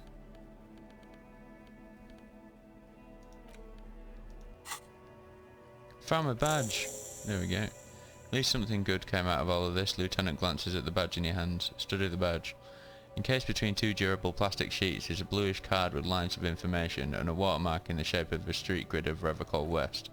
You see a photo, a name, a rank, a document number, the date of issue, and in the lower right corner your precinct. Look at the photo. The man keeps winking at you with his green-grey eyes. The photo is old, no doubt about that. But the badge is new. You used an old photo for a new badge. How old? 8, maybe 10 years. The guy in the picture is rather good looking. He's got a nice haircut and distinctly lacking in massive sideburns. And he's winking. Why? Why do you think? His face is already contorted by the expression, although it looks less grotesque on him than it does on you now. It looks better on him because he isn't in as much pain while producing it as you are now, although there's already a hint of that pain, certainly. The badge in your hand shines as you rotate it, catching light. You see lines of information on it and a shining watermark. Harrier, that's long for Harry. So you are Harry, he thinks. Everard was half right. Probably not a lot of people know your full name. Whoever told him you're Harry Dubois didn't. Wait, what kind of name is Harrier? It's a wartime name. Revolutionary, the kind mothers give their sons during troubled times, like Undyne or Boxer or Ironhide. It's meant to keep you safe. From bullets, hunger, shrapnel, kidnappings and worse. Harrier Dubois it is then. Pleased to make your acquaintance, Harrier Dubois. The badge in your hand shines as you rotate it, catching light. You see lines of information. Rank. Lieutenant Double Euphrator. What is a Lieutenant Double Euphrator? Lieutenant is rank above Sergeant and below Captain. It's the highest rank in the RCM that still does field work. I am a Lieutenant. And Double Euphrator? The title of Euphrator is added to your rank when you decline a promotion to a higher rank. In your case, Captain. The Lieutenant explains. You have declined twice, thus your Double Euphrator declined. There are many reasons one would do this. The rank above you in your precinct's decomptage might be taken, or sometimes promoted officers do not want to replace their superiors out of respect. And sometimes, he continues, they just prefer the type of police work available to their current rank, in your case, Lieutenant. Okay, turn back to the document. Serial... That's just the serial number, Revocol Shamrock Precinct 41, with some numbers thrown in there for good measure. The numbers are not there for good measure, they have an administrative purpose, one that's unfortunately been erased from your memory. Date of issue, 4 months ago. I'm guessing that's when you were promoted for the rank of Lieutenant Double Euphrator. A new badge usually comes with a new rank. You seem to have been doing well then. The pain in your chest tells you you were working yourself to death to earn that rank. You're pretty sure you weren't doing well, but better. Probably yes. Precinct 41? Yes, it's the designation of your precinct, 41, like mine says 57. The 57th is the mostly industrial harbour, a lot of asphalt. The 41st is he stops. What? It's a tough station to work in. You have all of Jamrock to cover. That district should have 3 precincts, but money is what it is. But then again, a faint smile. It's a legendary district, and a hell of a station too. It must be an honour and a curse to work with people like Price, McCoy, Bergieva, lol, Roberts, Feuerbach, Dimitri, suddenly names from your decomptage flash in your forebrain. He knew all those people, although they're not from his station. They must be big. The badge in your hand shines as you rotate, catching like, yep, put the badge away.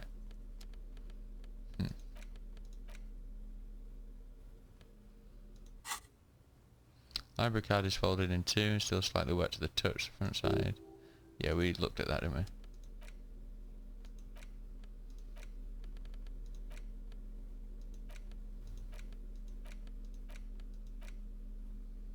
Okay. So let's get back to the map. That's what I wanted there in the first place to see. So, abandoned lorry. Physical instrument challenging. Is that just the one that we've already searched? Sleeping dock worker. Where is the sleeping dock worker? I don't remember the sleeping dock worker. Bad door.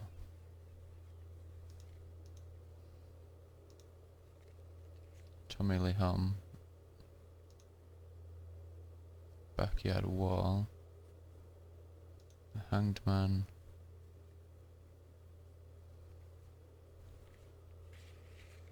Inland Empire medium. Electronic doorbell. We've got a bit more volition, haven't we? So we can try those two. And we can try the physical instrument ones as well. Abandoned lorry, let's go try and find it. In fact, is there anything over this way? I think I've checked before, but... Did I check with a flashlight? A torch? Keep making that mistake. Anyway.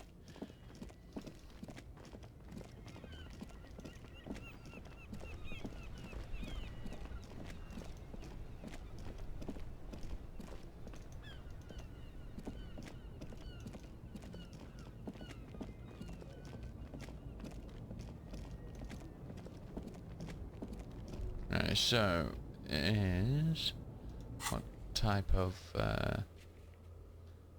physical instrument challenging? Okay, so we need to get geared up for physical instrument stuff. So not having a shirt helps us with that.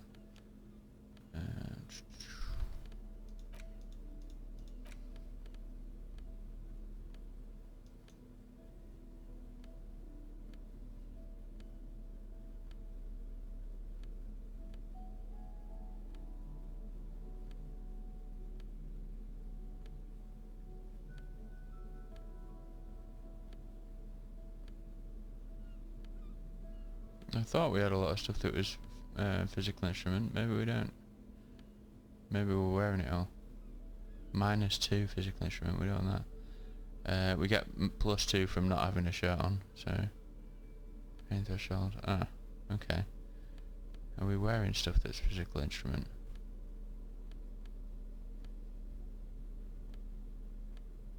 I don't think so. Okay.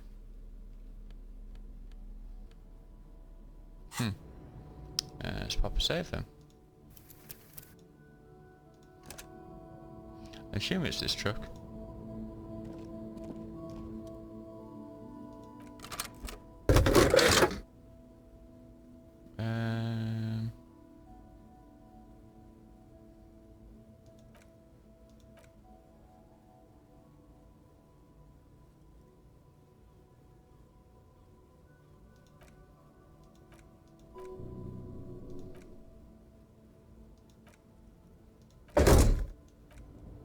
That was the thing, so what's the check for? Abandoned lorry, physical instrument, challenging.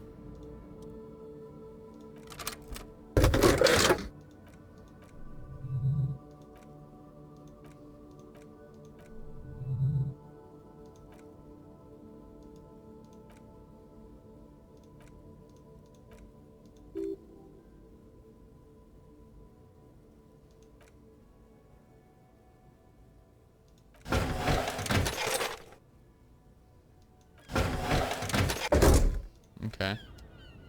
So it doesn't look like we can do anything there, unless there's another abandoned lorry.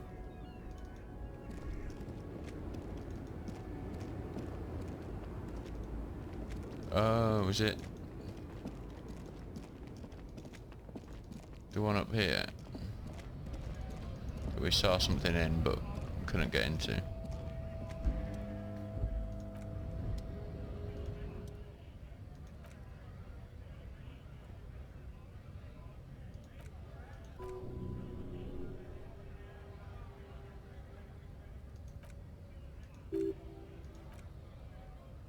Doesn't seem like we can do anything with it. Oh well.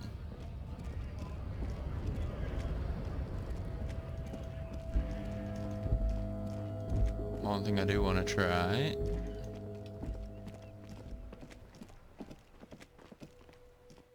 is the door at the top. I think we tried it a bunch of times and then I just went sod it. I think our physical instrument's better right now, but... And then when we come back down we can try the karaoke and maybe call it for today there. I know we haven't really accomplished much in this episode, but... It's difficult to accomplish stuff when you don't know what to do.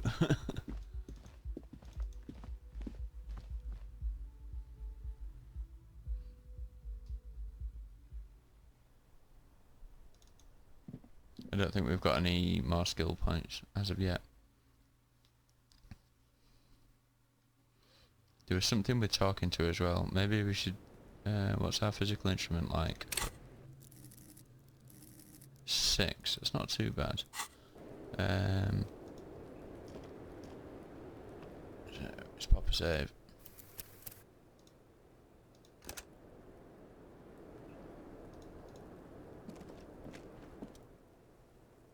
It's 28%.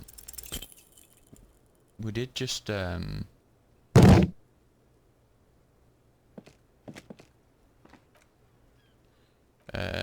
we did just do a 28%er. So sorry to do this again to you folks, but I want to actually do something this episode. We got it. Second time look it.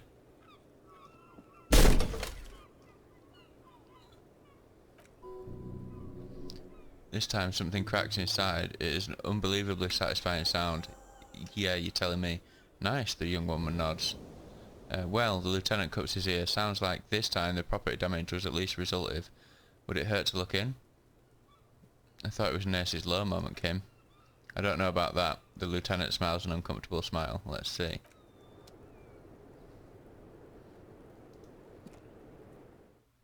Oh, this is exciting. This is interesting. This has been like in the back of my mind for weeks. There's a tiny hole in the wall. You see a bedroom on the other side. You can almost see the shape of a man and a woman writhing inside, bathed in a drug sweat and dirty linens. Bottles lie around everywhere. I think I can see into Class's bedroom from here. He leans closer to inspect the peephole. You can barely see through. Better not to jump to sensationalist conclusions here. The footprints on the floor, however, he points to the marks near, points to the marks nearby on the floor. Definitely suspicious. I think, what were those people doing in there? You lean closer to the peephole instinctively.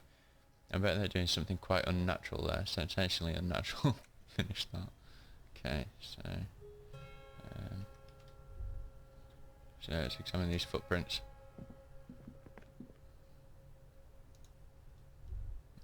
Let's examine these footprints, shall we? Can we? You clearly see footprints in the downy carpet of dust covering the workshop floor. Jackpot, the lieutenant takes out his notebook. These, unlike everything else here, are new. Someone's been here within the last week or two. Let's have a closer look then. Large prints, most likely made by boots. The size is hard to determine. Sole could be bigger than vamp. The soles have left a pattern. Uniform, horizontal lines. This print is unlike one left by a regular worker boot. It's not a brand sole with logos on it. It seems to be custom made or old fashioned.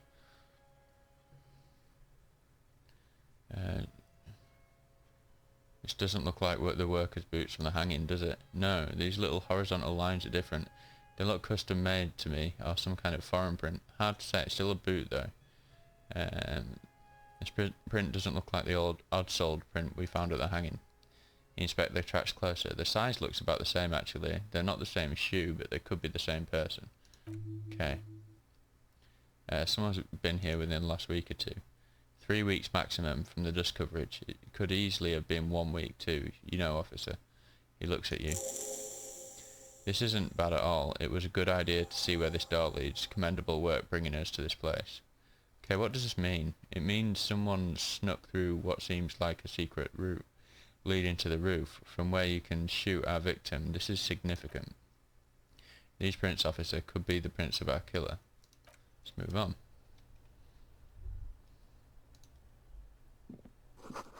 Pinball machine has been taken apart and gutted. Who was it that knew about the pinball machine right at the start? Okay, we've got oh, Kim is bugging out. Look at him go. Look at him go.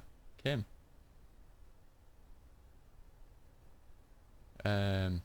Empathy, hand-eye coordination. Okay. Schematics for a pinball machine, futurism themed. Boxes of tools and replacement parts line the shelves. Small windows taped shut with black plastic, you can't see outside. And we've got geometry, some kind of substance, +1 intellect, -1 health, and 250. Nice. 250.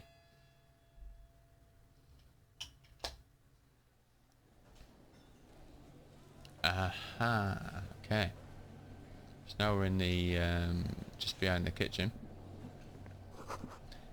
This pinball is white Diora. The back glass shows a female figure in mourning. And no, NB. The spare key is tied to the bush outside the corner room window.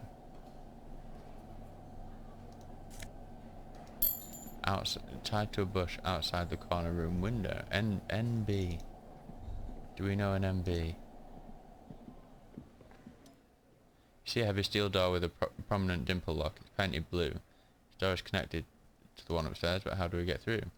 There must be a key somewhere, the lieutenant says. Probably somewhere in the whirling. It's not too important. We can get in and out using the roof door. Tied to a bush outside the corner room. That's what they said. Okay.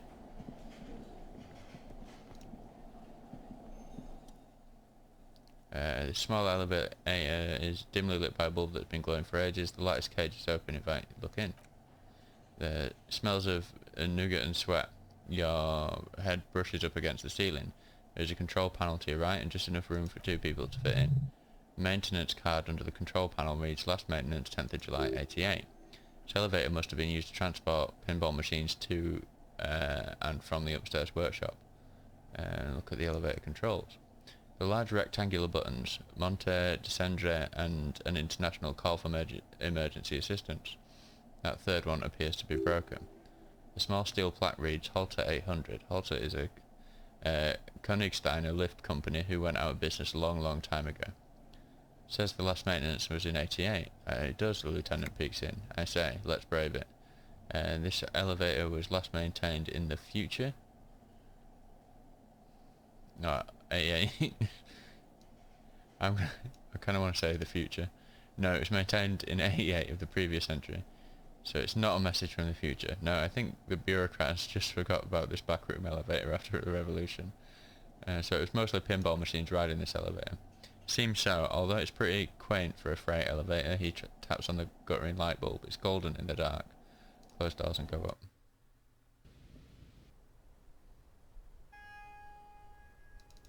So I'm guessing we could have found the key and come in the bottom way. Oh, hello blue.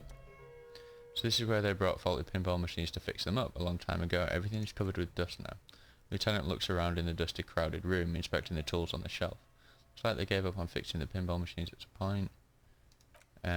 He agrees. At some point, 20 years ago, 15 maybe, before pinball went out of vogue, it used to be a pinball machine workshop. Looks like it. I'm guessing Martinez North 22 used to be a pinball arcade before it became a hostel.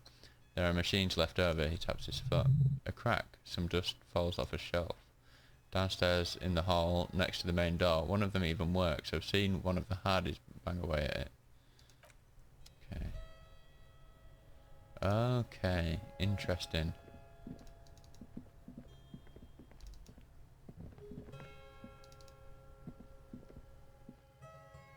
The guy behind the bar's got to know about that.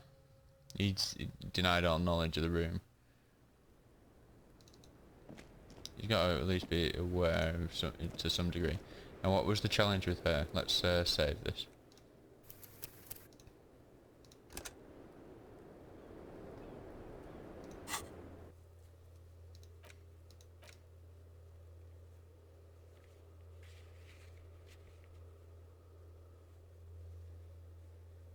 volition is what we need. Yeah, here we go again.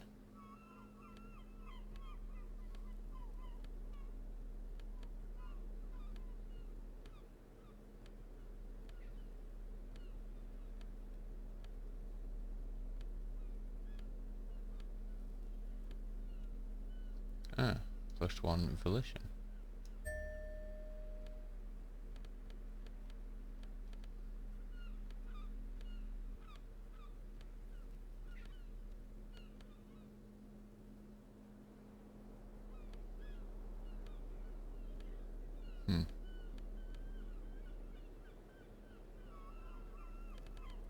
That seems like a good jacket to have on anyway. I like it. Cool. I'll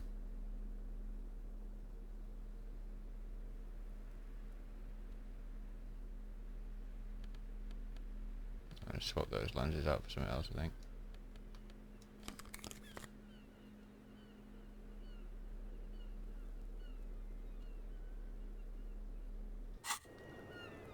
Okay.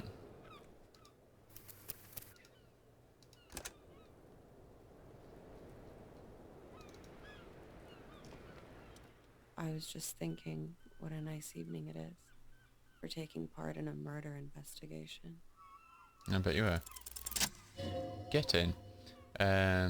Soft light brown eyes look back at you directly into the space behind your eye sockets. You see the smoke rise from between her painted red lips. She's beautiful. I have bad news for you. What? You know these guys? Who, me? Yes, you. He's talking about you, you boring stiff. You too. Me? What did I do? I'm merely a master thespian. These guys are compromised. She's got them singing along to her tune.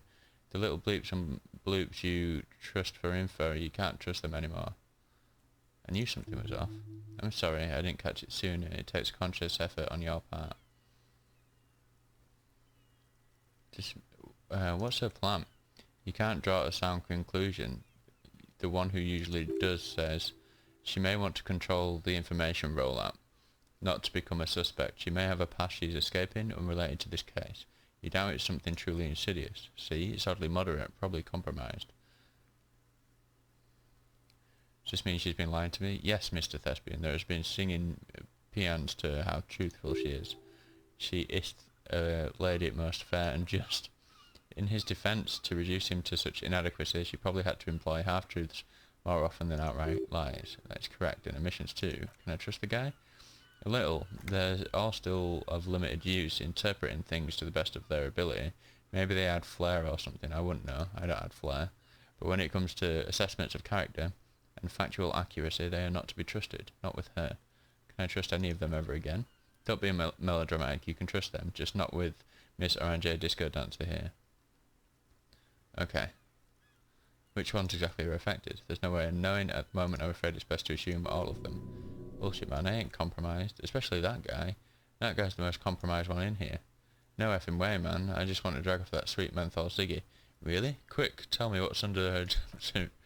Glory, truth, softness, protect her, she wants you. I've been talking to myself long enough. Let's get back to it.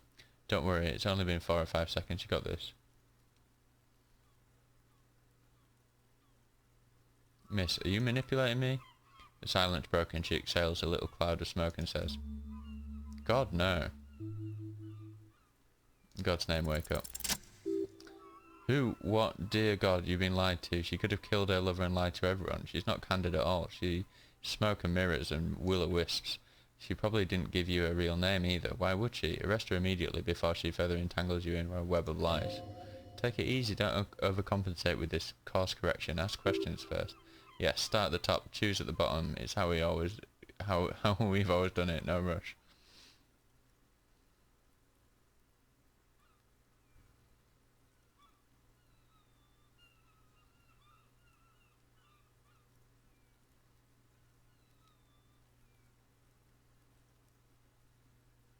Kim, why have we not arrested her yet? There may be grounds here, at least for an extended detention. A little whimper. The young woman hears you. She's looking round. You know, I think you didn't make that call to the station. I did. She takes a step forward. What is this? Called your desk or whatever it is. The numbers are all over town. Call 8102 for emergencies. There was an older woman on the other end. It sounded like she was smoking. She took my complaint. She coughed. That is the emergency desk number. Anyone could know that, sire, by looking around and calling the desk. I don't believe a single word she says. What time did you make the call? Thursday night. It was late. Some time after 12. Lieutenant nods in your direction. It checks out. Say nothing. She stands before you, holding her back very straight. Your real name isn't Claudia Amandu. I agree. Lieutenant turns to her. You wouldn't give us your real name, not when people are after you. Okay, her voice cracks suddenly like there's a garrote around her neck. Okay, what? Okay, it's not. I knew it. You log your work every week. It's all transmitted to Coming, sir. I couldn't just beg you not to enter my name, so I lied. Like I lied before, like I did at LCSB. I have to lie all the time. She looks at her hands, her fingernails are chipped white. I'm so tired of it.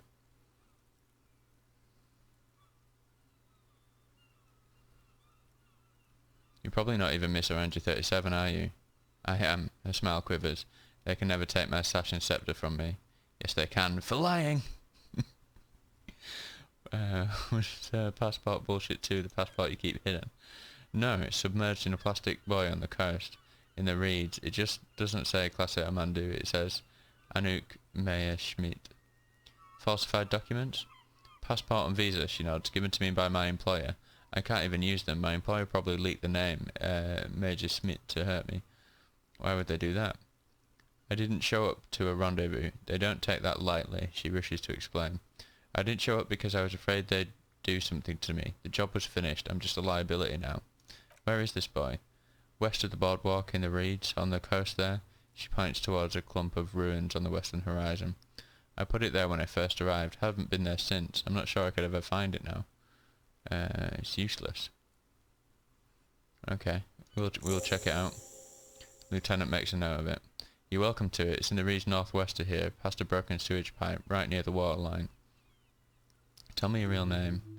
It's Katarzyna Alastis. The smile on her face is timid, almost painfully so.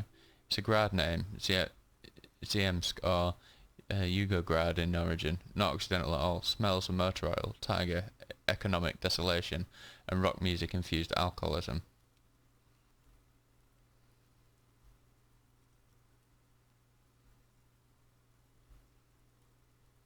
Hold on. Katarzyna Alicia is not an Orange's name, is it? Not even Monday, it's Grad. My parents were Ziemsk immigrants, but I'm nationalised. Orange. All I remember is Orange. She is silent. Alcacer is my father's name. I'll just keep calling you Miss Orange Disco Dancer. You can call me whatever you want. She smiles, too tired to laugh. Hyperstellar law official. Achievement. Okay. Enough. What if I told you you're under arrest? But I haven't done anything. She backs up against the railing with a forced smile on her face. Anything illegal. She purposefully misrepresented information crucial to the case. Mind games, enough. That's right, gang. Stern and merciless now. Stern and merciless as we really are in. Misrepresented information about the case. Without the Hardy's confession, we'd know nothing. You're flight risk. You're not playing these mind games. Industrial espionage. Okay. Lieutenant produces a pair of handcuffs. Please, no. Her hands become round with fear as she tries to back further off. But there's nowhere to go. A two-story drop to the plaza mosaic. If she could, she would have run before. Fragile, unshielded, her voice is thin and tired.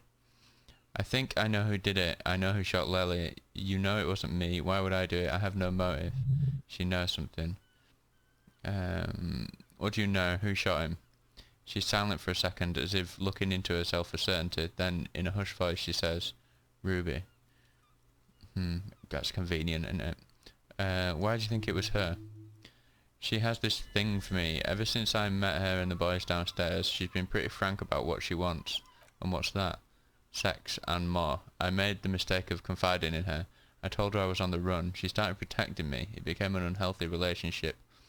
When I started spending time with Lily, she says in a near whisper, she told me to end it, said there would be shit if I didn't. It was not a good meeting. We stopped talking after that, but I don't understand. The lieutenant sounds incredulous. He still has the cuffs in his hand. What exactly in your relationship made you think she's romantically interested in you? She said she's in love with me. She even asked me to run away with her. When I told her I'm a fugitive, she started developing notions about our relationship. And you led her on? The lieutenant narrows his eyes. A little. I was flattered, you know, but then I had to let her off, and it was not easy. I came to regret being friendly with her. She looks at her feet. We maybe kissed, nothing more. This is just sensationalism and guesses. I know what it sounds like, that's why I didn't want to tell you before. She raises her eyes to meet yours, but she knew what had happened when I came downstairs. Somehow she knew Lily was dead. She wasn't surprised at all. When we came up here, she was calm as a stone, too. She cleaned it all up like she had a plan.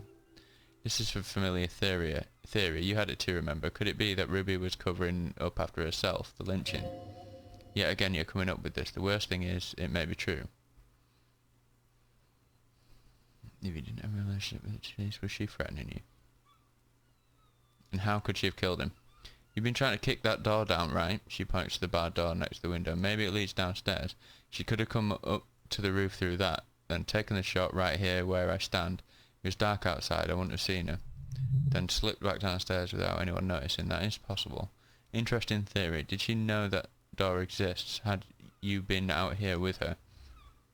Yes, of course. She's been up here many times, jacking private stations off the ring antenna. She used to come here to drink on the roof with me before it got weird. So, was she threatening you? She came over one night, drunk. She said she'd turn my life into a living hell. I've been threatened before, so I can tell when someone knows how to do it. Turning your life into a living hell is it seems to be a bit of a leap, though, from killing the person that you're seeing. And she's a pro. She must be. To keep the Hardys in line, I tried severing ties with her after that. I thought it had worked, but she looks through the window of her room. Some of that fear is still with her. She exhales sharply. What are you talking about? She's afraid you'll arrest her. Okay, that's it for Ruby. Okay, and what? Arrest the liar now. She's stuck here. She's already in prison. Look around. She's only trying to help you. Who? That's all good, but I think we should still take you in just in case. Okay, I'll keep you here, miss, for now. Who? Stop letting her distract you.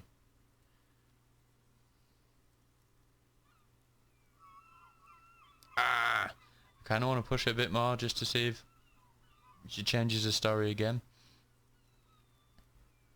But I don't want to arrest her and then get her killed.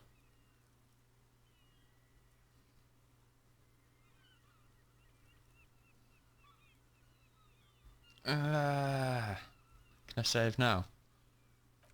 No.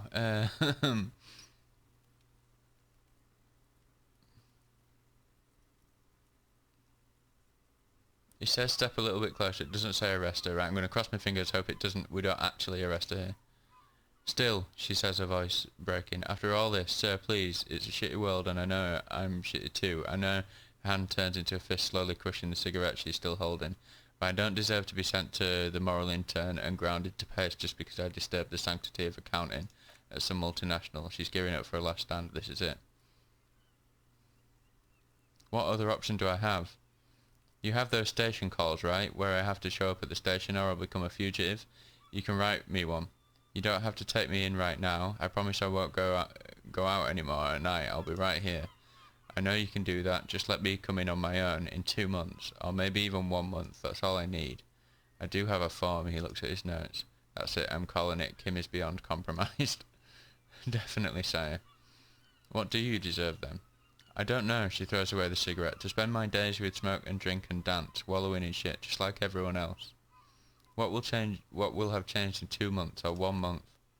Everything could change. She looks around. This city, the extradition rules, the people after me could be in jail, or maybe Revocol. She falls silent.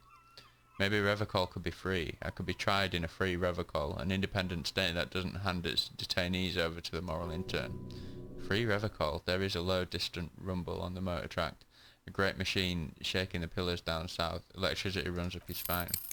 Find that hard to believe, miss. The handcuffs jingle in his hands.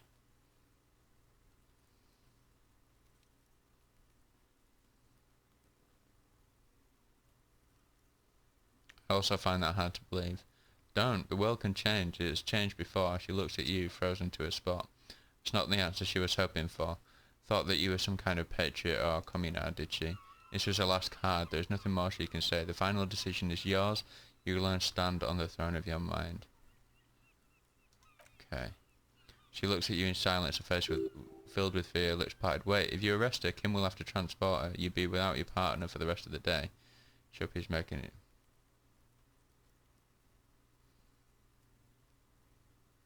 Okay, yeah, let's write her a station call. Let's compromise.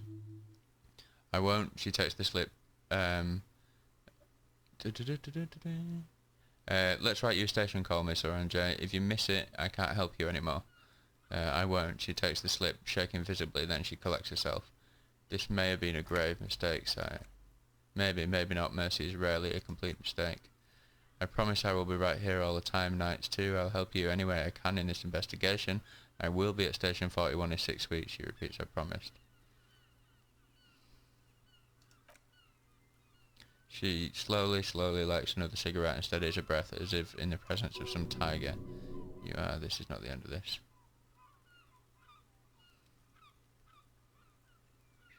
Let's return to this later. Oh, I don't know. I don't know if that's right or not.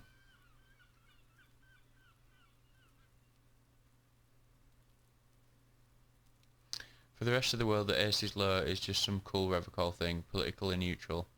In Revocol, it still holds revolutionary connotations. Also, have you looked at Lieutenant Kitsuragi's clothes? He wears a bomber jacket, just like the ones worn by aerostatic brigades, and those cargo pants look like they could fit tools for hotfixing and burning aerostatic. You should ask him about this. Yeah, more dialogue with Kim by the sounds of it. Oh man, I'm really torn here. I don't know if we should have arrested her there. I feel like... well, I don't know. I really don't know.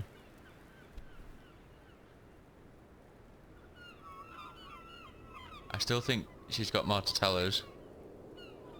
She's not telling us everything. What motive does she have for killing him though?